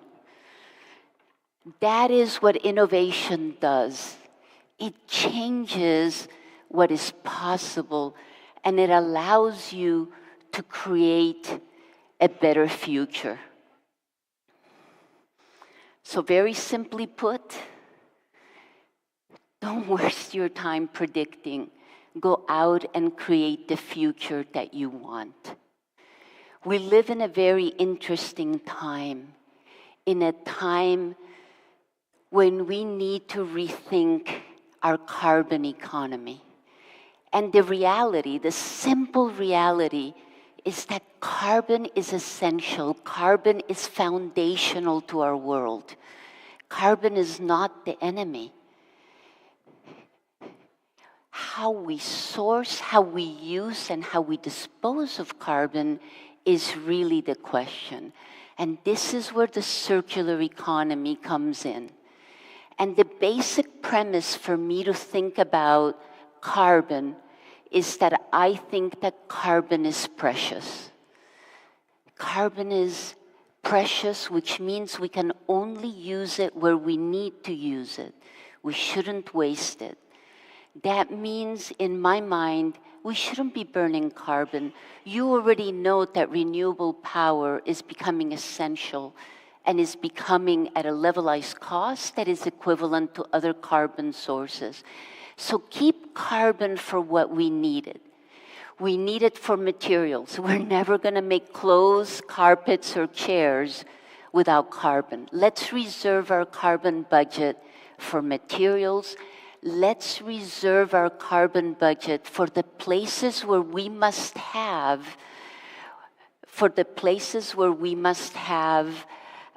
hydrocarbons. For heavy-duty applications, we will always need the density, energy density of hydrocarbons. So we will need carbon for those applications. And of course, we shouldn't throw carbon away, whether it be in emissions or in plastics. There should really be no waste. And this is where the circular economy comes from. What we do is we recycle carbon. That is what our company does. And what you're seeing here is our first commercial plant in China, which started up in 2018. It takes carbon monoxide from a steel mill and converts it to ethanol. And then we convert that ethanol to SAF and other products. We do this with biology. And I want you to think about biology as a partner to thermocatalysis. You're all used to refineries. That's my background as well. What biology is really good at is taking two C1 molecules and putting them together. It can build carbon molecules from CO2, from CO.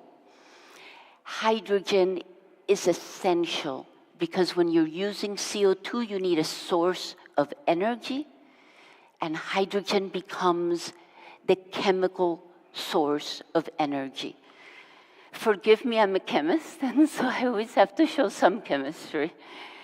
When you think about our bacteria and what it does, if you have carbon monoxide has carbon and it has energy. So carbon monoxide is all the bacteria needs. If it has carbon dioxide only has carbon, it has no energy.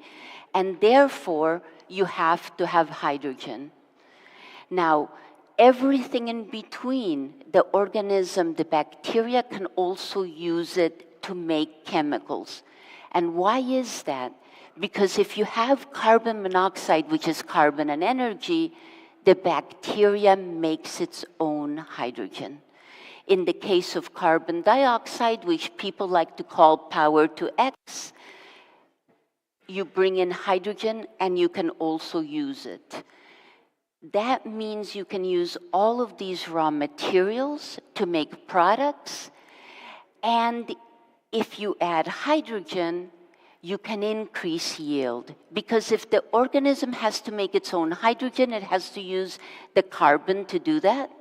If you bring in the hydrogen, you just increase your yield. Now, why is that important? This is not science fiction. We have commercial plants operating, like I've shown you. We have 4 in China, 1 steel mill, 3 ferroalloy plants. We have a commercial plant in Belgium and Ghent. These are all based on carbon monoxide. What most people don't realize is there are actually more steel mills in the world than there are refineries. That is how much carbon there is available for us to use for synthesis. So if you start with carbon monoxide, you can start today.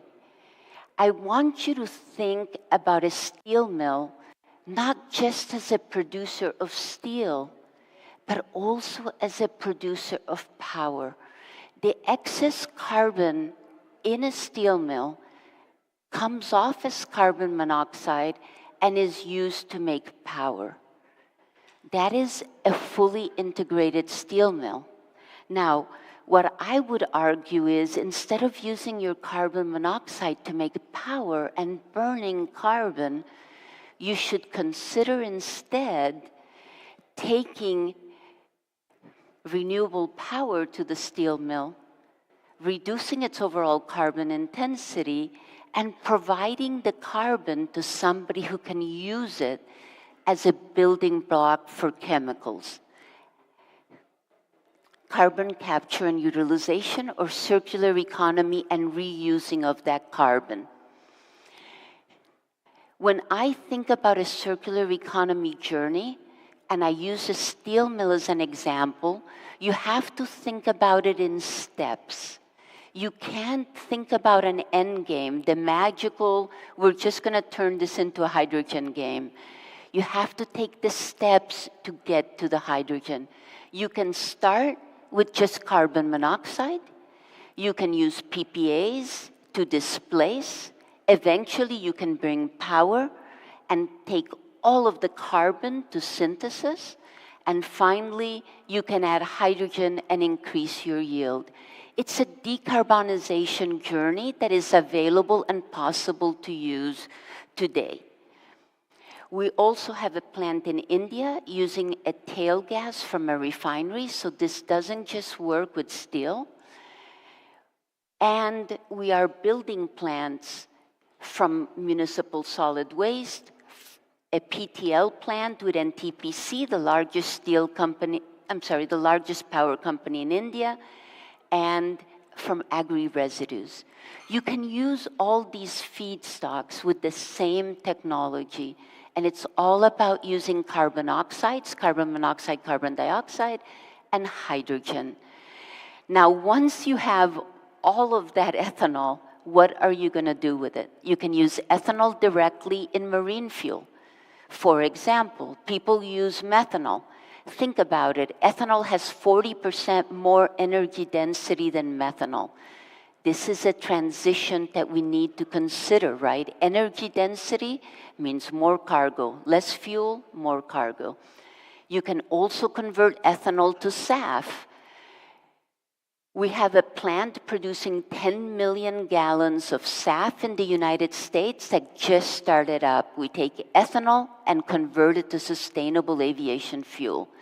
This is already happening. We can show this. Of course, you can make materials. If you go to the website for REI, for example, in the US, or Crag Hoppers in Europe, you can actually find polyester that was made from recycled carbon emissions. A steel mill gas in China, converted to ethanol, converted to the monomer, converted to the polyester. And you can just buy it at the store. These things are real. This is the circular economy in action. This is not an idea. It's not an idea at all. So imagine a world where you can produce at site. You go to the MSW, you go to the agri-residue, you go to the CO2 source. You bring in hydrogen as needed. You convert that and you circularize your product portfolio. This is what we do. 10 years ago, I was told nobody would ever build a gas fermentation plant, that this was not possible, that the mass transfer to build the reactors I showed you was not possible. I would argue that new technology changes everything. And I think Muhammad Ali was right when he said, impossible is just a big word that people throw around when they don't know what they can do if they fight to change the world. Thank you for your attention.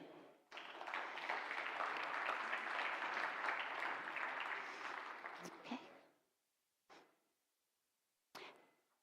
You're gonna come up. Okay.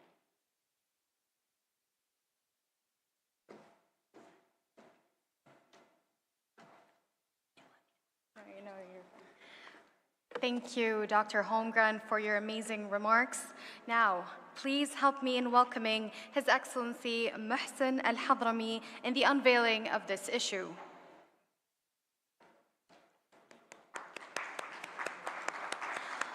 Also allow me to invite Mr. Abdullah Al-Harthi, the CEO of Burba Energy.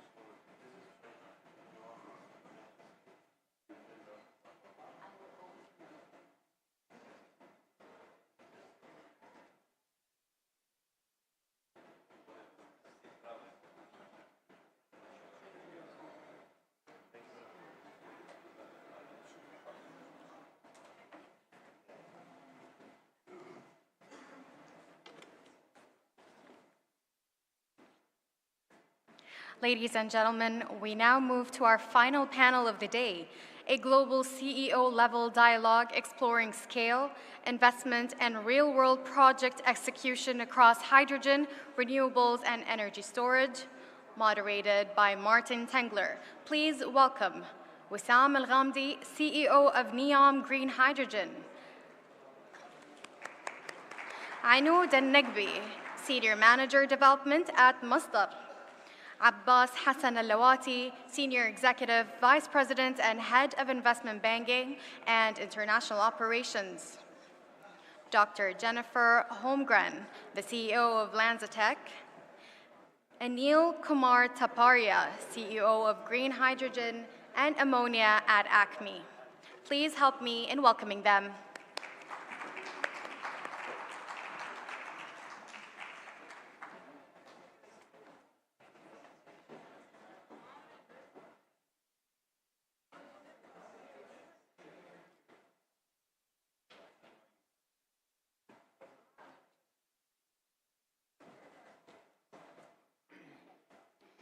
Hi, I'm Jennifer. Good to meet you. Hey, please get a microphone.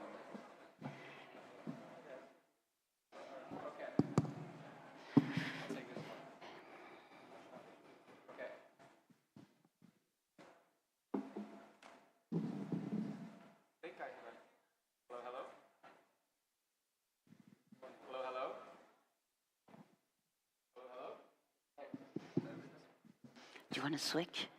Hi, is this one? This one's working. Wonderful. So, Okay.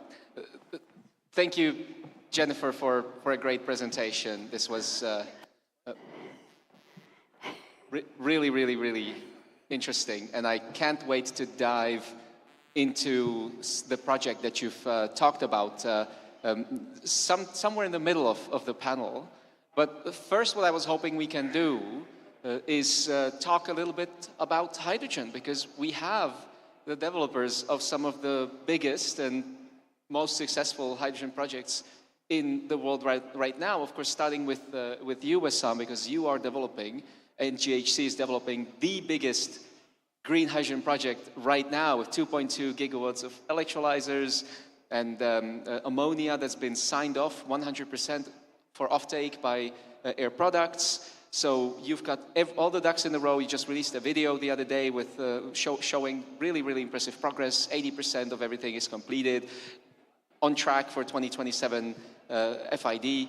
So can you tell us how's the project going? How did you manage to get it to this stage, to such a successful stage? Thank you, Martin. Assalamu alaikum.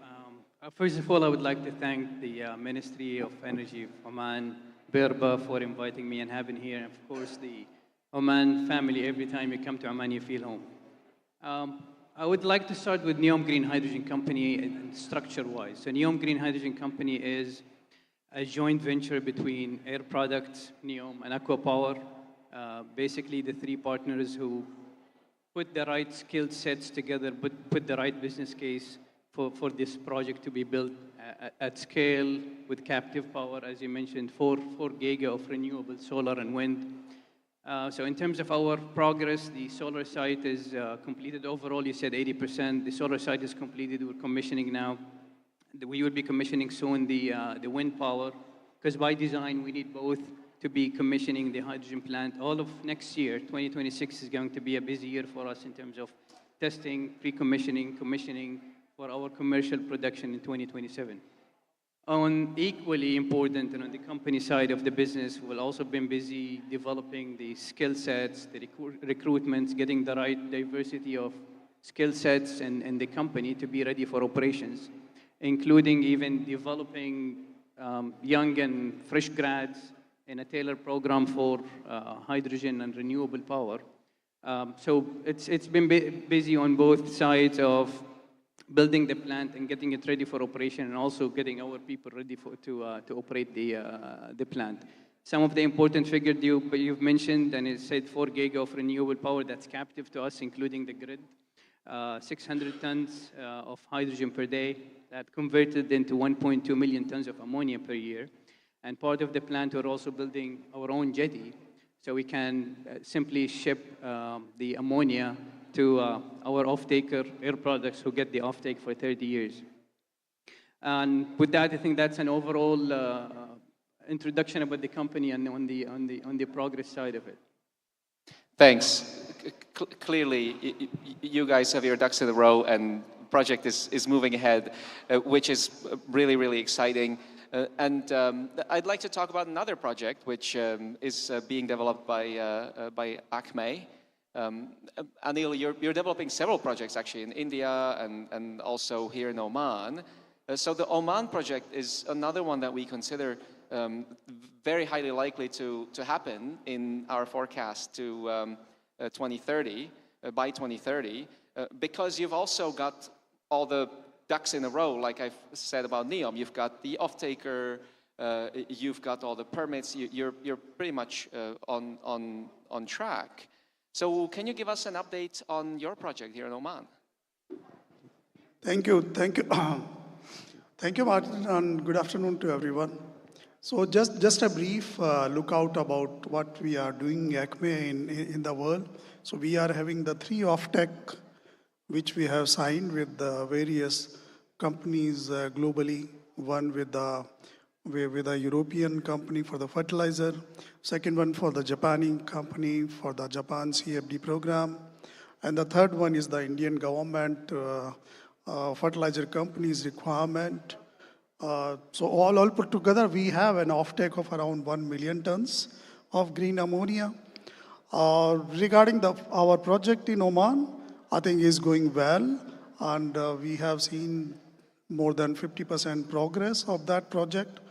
Most of the engineering and the license for the SIN loop and the electrolyzer orders have been placed, and equipments are ready. Some of the equipments have already reached to the site.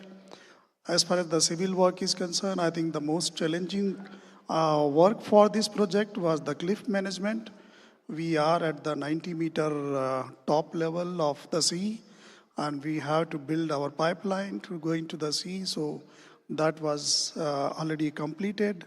So we are pretty hopeful that by Q1 of 2027, we will be able to produce our first molecule, green molecule from Oman. Thanks. The pipeline is really, really interesting, really, really important. I know pipelines form a major part of Oman's hydrogen strategy. And I've talked about the 5 stars that need to align in BNEF's outlooks that we think are needed for hydrogen to go ahead. One of them was carbon pricing. Another one is support for and the development of the midstream infrastructure like pipelines and storage, without which, of course, you cannot move the hydrogen from the producer to the user. So really, really important stuff. Let's stay in Oman. Abbas, so we've got your company, Sohar International Bank, is an advisor to one of the projects, one of the 8 projects that were successful in the land auctions for some of the 50,000 square kilometers of land here in Oman. So that's the FFI project. So how is this project going, to the extent that you can talk about it, and how are the others going to the extent that you talk about them? First of all, thank you, Raj. Assalamu alaikum. My name is Abbas Al-Lawati. I represent Sohar International. It's really a pleasure to be here, and we're really proud to be the financial sponsor of this successful event, and we look forward to learn from everyone sitting on the panel and whoever is there on the audience. On the 8 players who have successfully won, what we believe, first of all, they are quite busy building up their business cases before the FID. And each one is trying to build from a technical, commercial, financial, legal perspective. And hopefully, inshallah, we believe all of them to reach that stage. Of course, we as Sohar International, as you have clearly mentioned, we have taken a step even beyond lending, because lending is at a very later stage. We took a proactive approach. We traveled globally. We aligned with Hydrom, as well as the Ministry of Energy and Minerals. And how can we act as advisors from a bankability perspective? So the successful bid for FFI was a pre-bid stage where we understood their objective, their strengths, their capabilities, and how can we align? We be the bridge between the investor and the key institutions which they need to get familiar with, whether they are potential off-takers, whether they are future financiers, whether they are potential entities who can create a downstream for hydrogen. And alhamdulillah, their case and their proposal was quite successful, and they won the bid. What we also believe in post the FID, the role that we are aiming to play is continue the journey. We have also we have announced in the public domain, we have setting up a representative office in Hong Kong and another office in UK. And we will align with the vision of the ministry, how can Oman becomes the hub where we connect the buyers of potential hydrogen products in Asia and the best practice and the new learnings that we can bring it from the West. So this is what brought Suhar to this stage. So that office in Hong Kong, that's to find the buyers in Asia for those hydrogen projects? It is mainly how can we establish Oman's presence across various Vision 2040 sectors. So whether it's a logistics, whether it is mining, and whether it is energy, or whether it is renewable energy. So we would like to showcase to the world how can we attract FDI and create that trade corridor between Oman and East and West. Thanks. Yeah, so clearly the demand side is really important for the users. We'll talk about that later, for the producers. We'll talk about that later as well. Now let's move on to Masdar before we move on to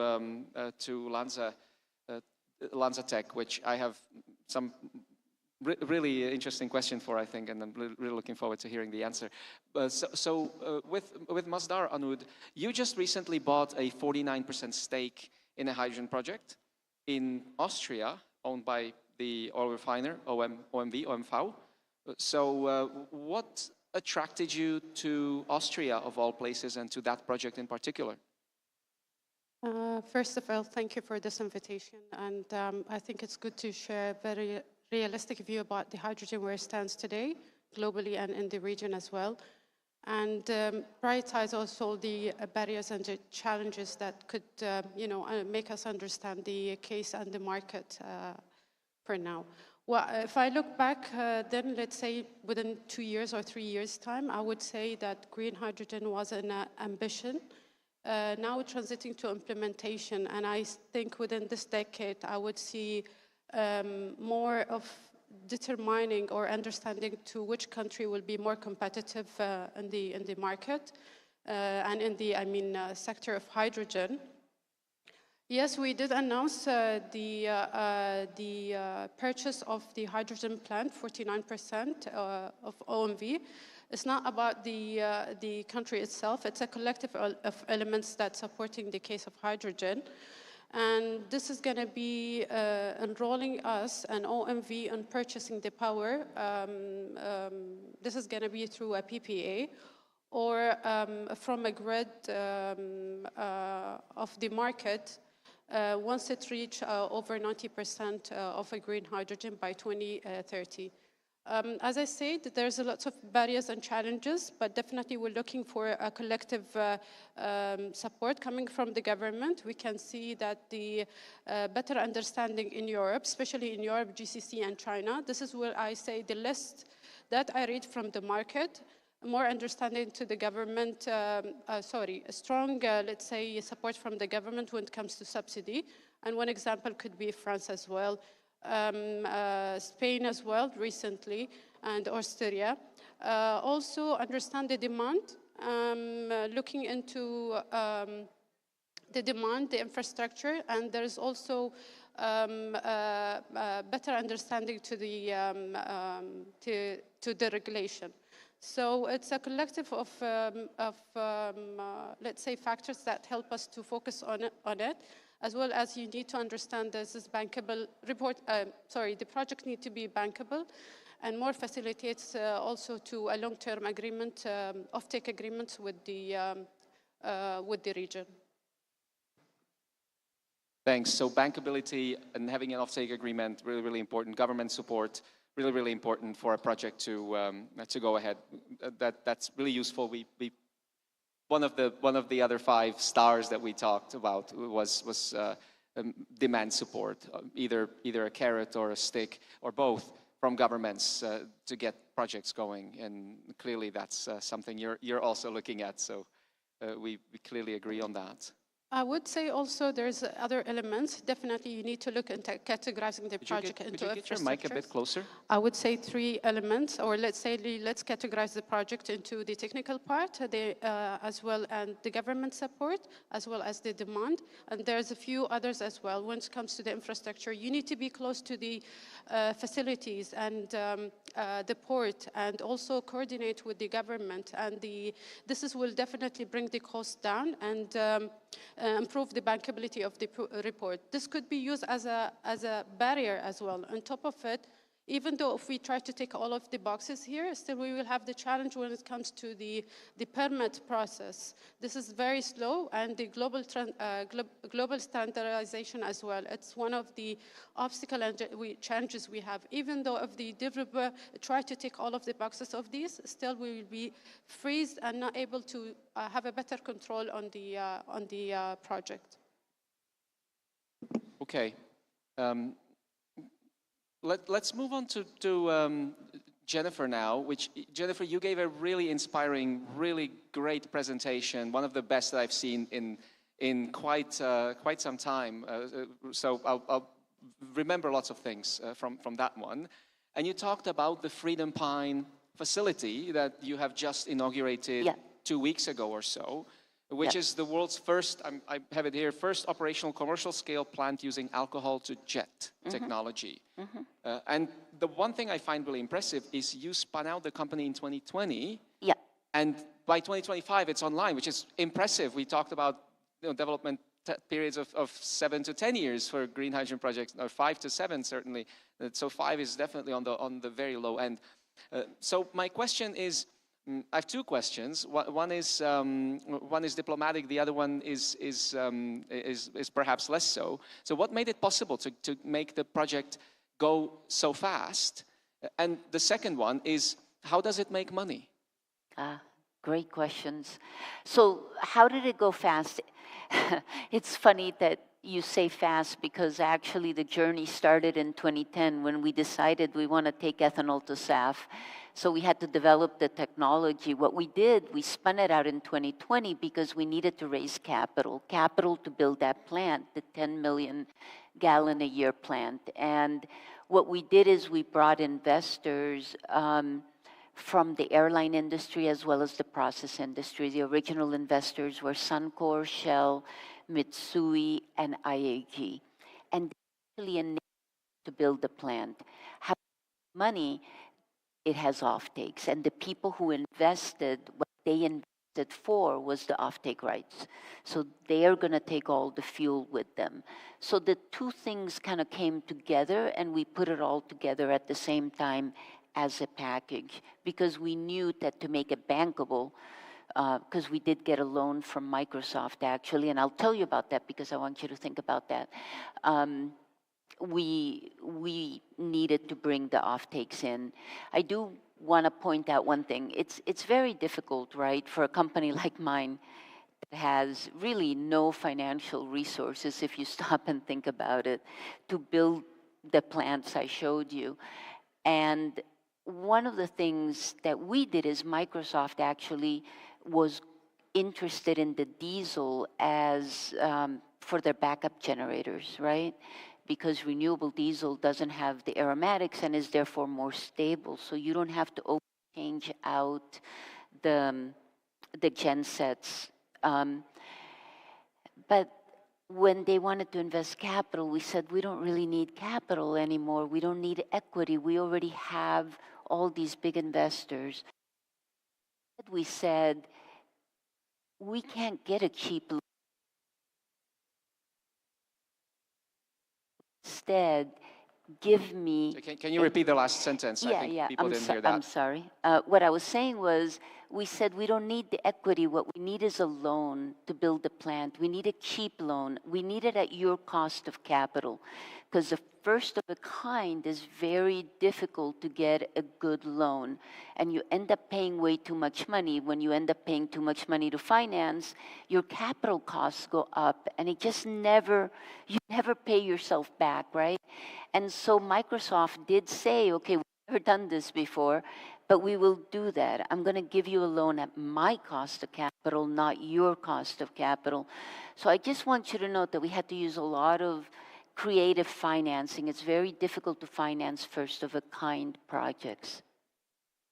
Very interesting. So you got a loan at the cost of capital of one of the IT giants. Exactly. Which I imagine is quite a bit lower than what a first-of-a-kind project might get otherwise. So that's actually really, really creative.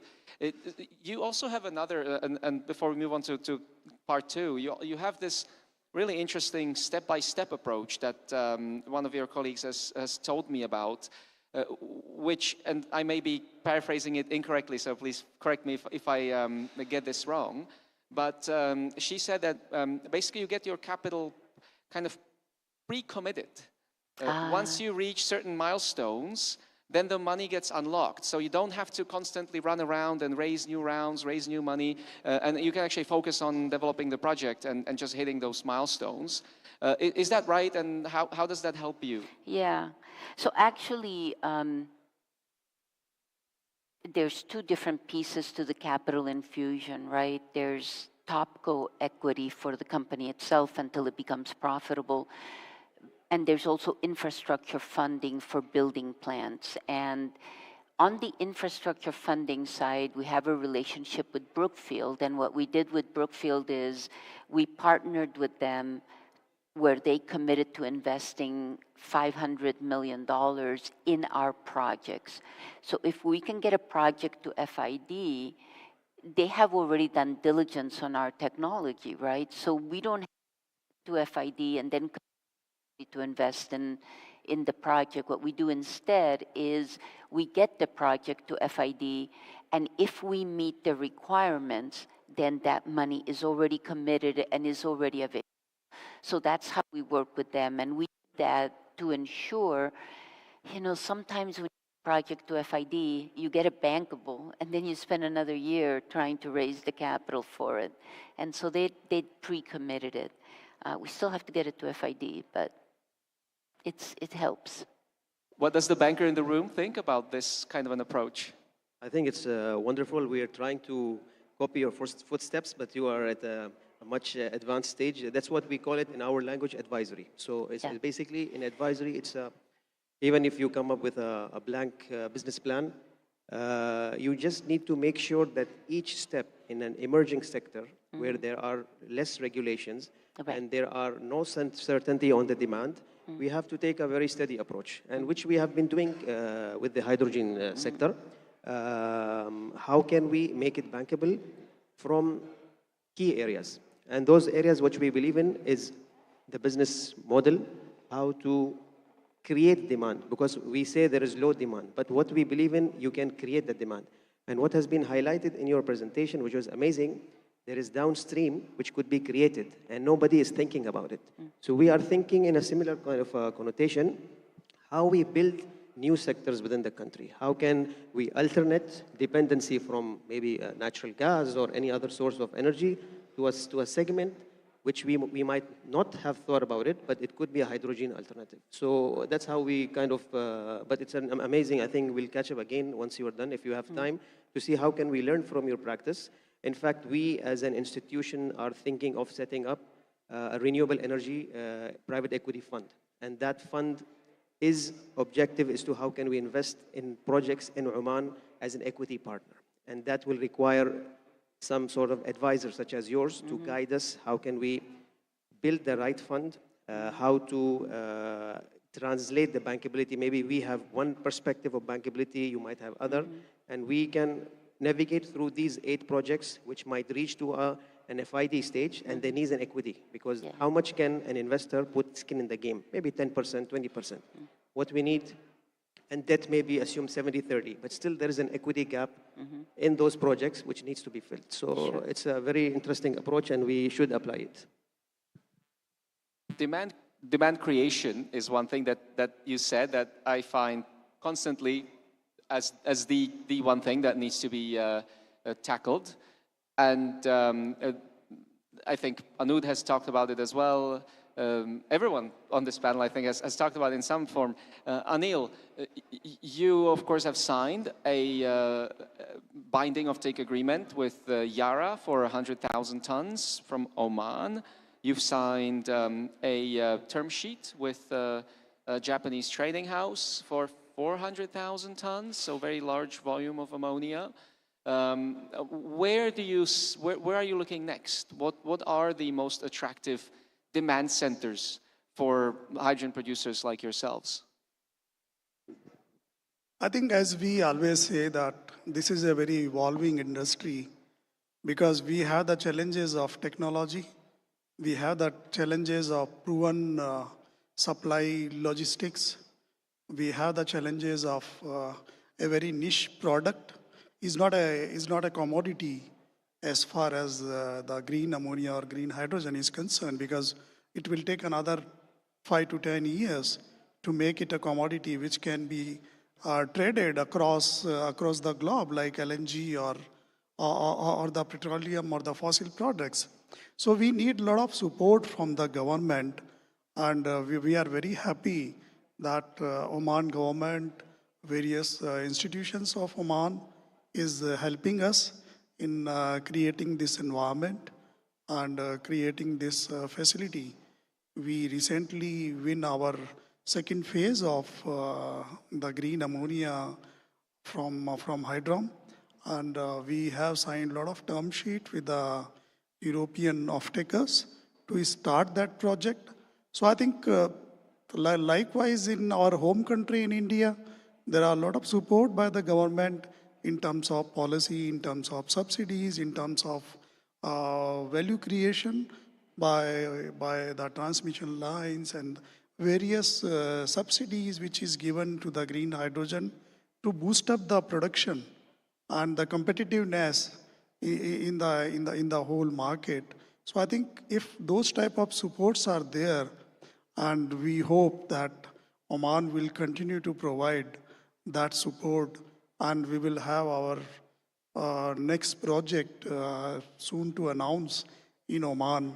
So we are very happy, and we are seeing this market coming up slowly, is not coming in that pace which I think was conceived few years ago. But I'm sure, and we are pretty sure, the industry is sure that this certainly will pick up very fast. So you're mentioning Oman, which is really interesting, and I wasn't sure whether you were referring to the support in Oman in terms of the land and the infrastructure, or in terms of the demand as well, because I think we heard that earlier this morning that there might be a potential move to create some green hydrogen demand here in Oman to help some of the developers also in that form. Is that what you were referring to? Is that also what you're looking at, the demand here in the country? Yeah, I think as I said, that the Oman government is very innovative in that sense, that we are in discussion with various end users for the green hydrogen.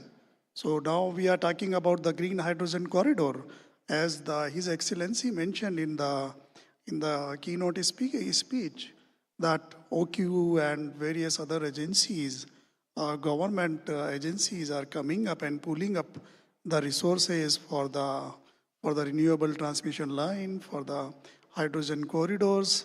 So we are pretty much sure that we can support this initiative. And if you see from our project, the first product is green hydrogen, and then we are converting into green ammonia because of logistic issues and other reasons. Otherwise, the demand globally is for green hydrogen. That is what we means after 10 years or so, once the technology is advanced for liquefaction as well as the transport of the hydrogen, I think that will be the saturation point, or that will be the point where the demand will be very, very high. So we are very excited and we are very hopeful that this country can become initiator of green hydrogen commercial project, and we are very much there to support this initiative of Oman government. Okay, so hopefully there will be some demand for green hydrogen here in Oman as well shortly, which would be great for some of the producers such as you. What are the places, Anud, that you are looking for in terms of the offtake of the projects, hydrogen projects that you're considering to invest in? What are the places you've so far identified as being the most likely off-takers of some of the hydrogen projects you're considering? Well, I guess this is a very tricky question. As we said, the challenges is quite high. However, as we do look for the, even though if we look at for a perfect location, somewhere where it's close to the strong demand, as well as the very solid infrastructure that help us to export. However, if there is some limitation on the infrastructure, this will increase the cost, which definitely not very attractive to us. And it all depends. If I would say what we are doing as Masdar, we're trying to create kind of a baseline for us, not to go lower than, so it's not only the location itself, not to go lower than 100 megawatt, as well as we're looking for something that supports the case, as if like a grant from the government or, a subsidy. This is an example, as I said earlier, it's France as well. And this will be a kind of like a next maybe announcement of Masdar. This will be by January throughout the Abu Dhabi Sustainability Week. Even though we're looking into different projects in, let's say, Sweden, and other location, which also I cannot announce here, but definitely for many reasons. And this is the case where we are trying to assist and look at for the first quarter of the year. Thanks. So hard to identify specific places, but you certainly have a list of things you're looking for, which I think we've already heard several times today, that you need in order for that project to be investable for yourselves, for you, which makes a lot of sense. Now let's move on to talk about opportunities, and also opportunities especially here in this region, where there's clearly lots of great renewable resources. So Wessam, you're developing currently the biggest project that's under construction. I know that one of your shareholders, Aqua, is currently developing a project that's almost twice that size in Yanbu in Saudi Arabia. So that's very encouraging. How do we get to the next project and the project after that and the one after that? How do we get to having 10 NEOMs in this region as opposed to one or two? I think if I summarize your question, it's one word: the future. So let me start with the NEOM Green Hydrogen Company. So as you said, we're building the largest at scale in terms of technology, in terms of how renewable is feeding the plant. So our current focus today is to continue our construction, to continue the building the company, getting the commercial production in 2027, and even take it further from there in terms of optimizing, in terms of getting innovation, in terms of getting AI and digitalization early on in the picture. Continue also our R&D with the technology providers, because I can't think of any plant of first of its kind in any industry that was built day one and it was optimized then. There is a lot of work that you actually have to do afterwards, and history repeats itself. We've seen oil and gas and refinery, mining, every industry out there that have gone from a start to a very optimized later, whether it's because of technology or even the people getting innovative and how to do the business and how to optimize it and go further. So that's the first focus for NEOM Green Hydrogen in the future. And of course, knowing our shareholders, their ambitions, and especially being in Saudi, driven by the vision of 2030 and how strong and committed it is in terms of decarbonization, there is nothing but growth. The other part of the future to answer, I think, is the future of hydrogen. And I really want to reference a couple of the presentations and speeches earlier today. So, for example, I agree with Dr. Abdullah. We don't have 40 years, just like LNG did, to go through that cycle.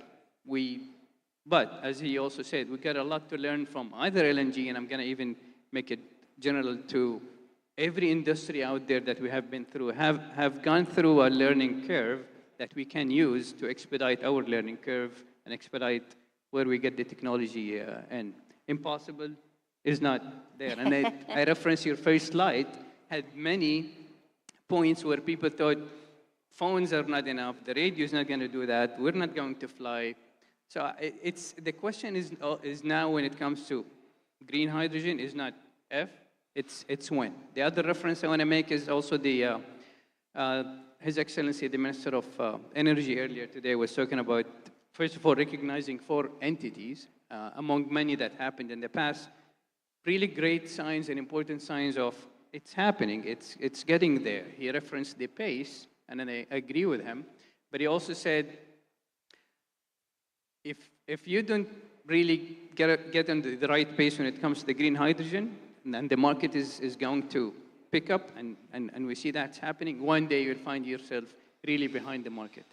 So it is happening. The reality in our part is that we're focusing on getting that beacon out there to say it's right there and it's going to happen.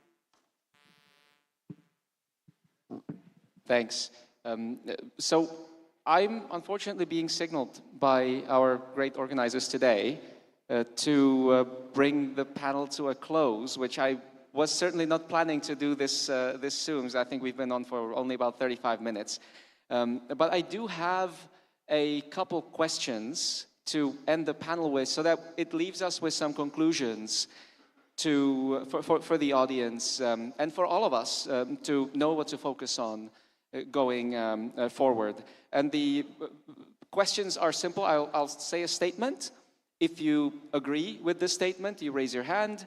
If you don't agree or have reservations about the statement, you do not raise your hand. I would love for us to be able to discuss it in more in depth, but given the time, let's take the discussion off stage if you have some different views or reservations. And I have just 3 questions or statements. So the first statement is the single biggest barrier to emerging sectors in the energy transition, such as hydrogen, is low demand. Just raise your hand if you agree, and don't raise your hand if you don't agree. Just one hand. Okay, well, let's take it off stage. I'd love to hear what everybody else thinks are the single biggest barriers, because that was going to be my next question before I was told that we have to end soon.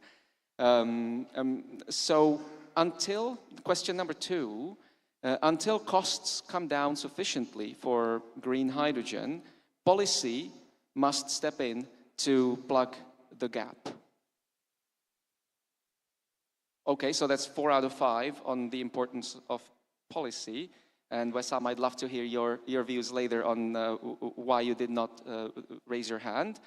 And finally, exporters, such as countries in the Middle East, should try to create some local green hydrogen demand to help scale up the industry at home. 5 out of 5. Okay, thank you very much. Those are some really useful conclusions that we have. So in the views of our panelists, demand is actually not the main challenge, and I'd love to have heard what that main challenge is if we didn't get to that. But we do need policy, and we should try to create demand also at home in the exporting countries, rather than just rely on the potential importers. I think those are some great conclusions, and thank you very much to our great panelists, yeah, applause. Thank you.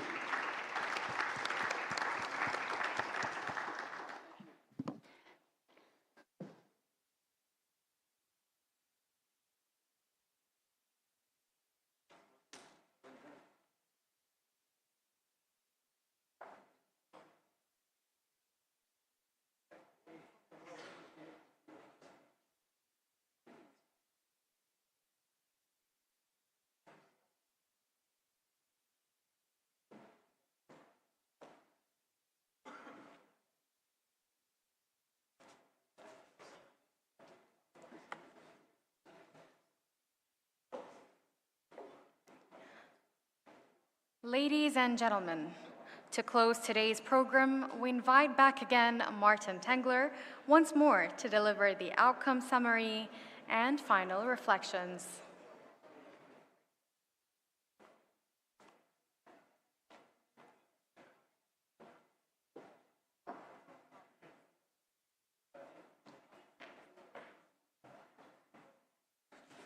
Thank you. So I'll try to keep this one quick because I see people are leaving and want to grab a coffee, want to go home.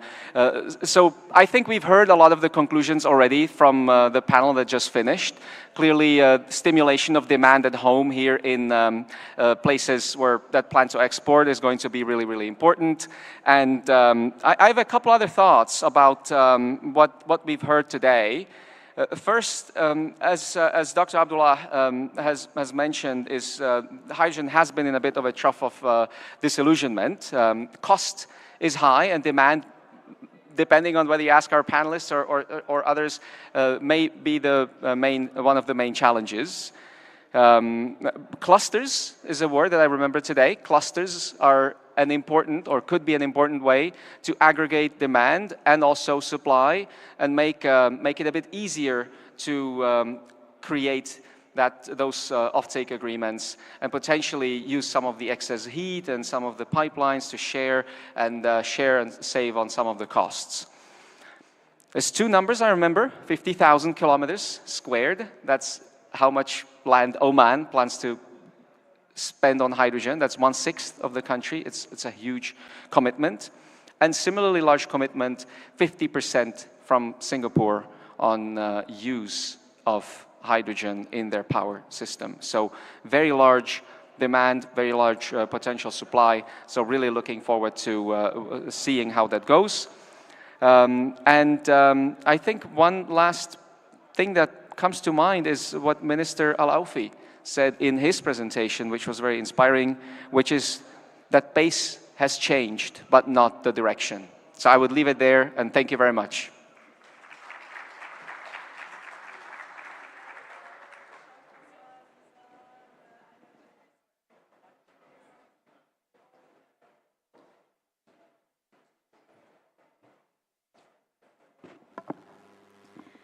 And now we conclude today's Energy Executive Circle program with closing reflections that bring together the key insights and themes discussed throughout the day.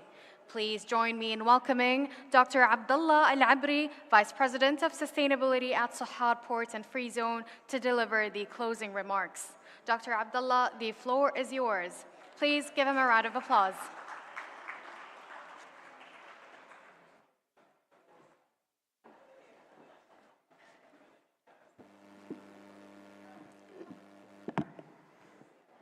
It's really impressive.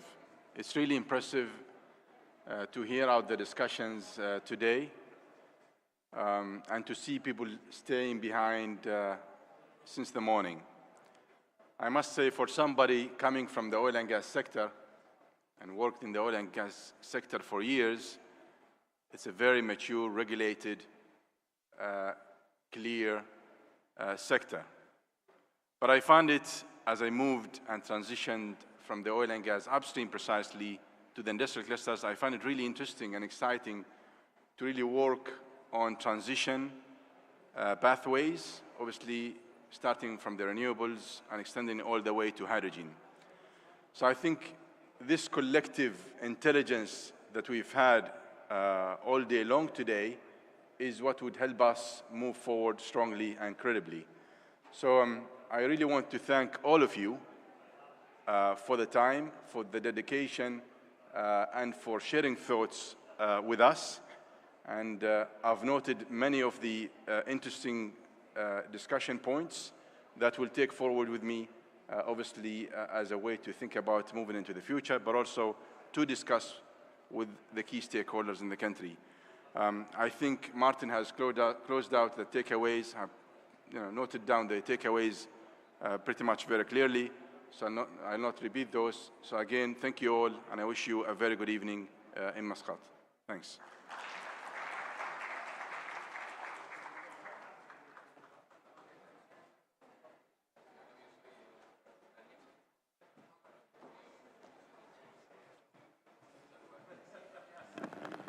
Thank you, Dr. Abdullah, for this thoughtful wrap-up, and thank you all for being part of today's executive dialogue. Our distinguished guests, ladies and gentlemen, with this we conclude our full-day program. Thank you for your presence, your insights, and your dedication to advancing the global hydrogen transition. We look forward to welcoming you tomorrow at the Oman Convention and Exhibition Center for the continuation of the Green Hydrogen Summit Oman 2025. For now, have a wonderful evening.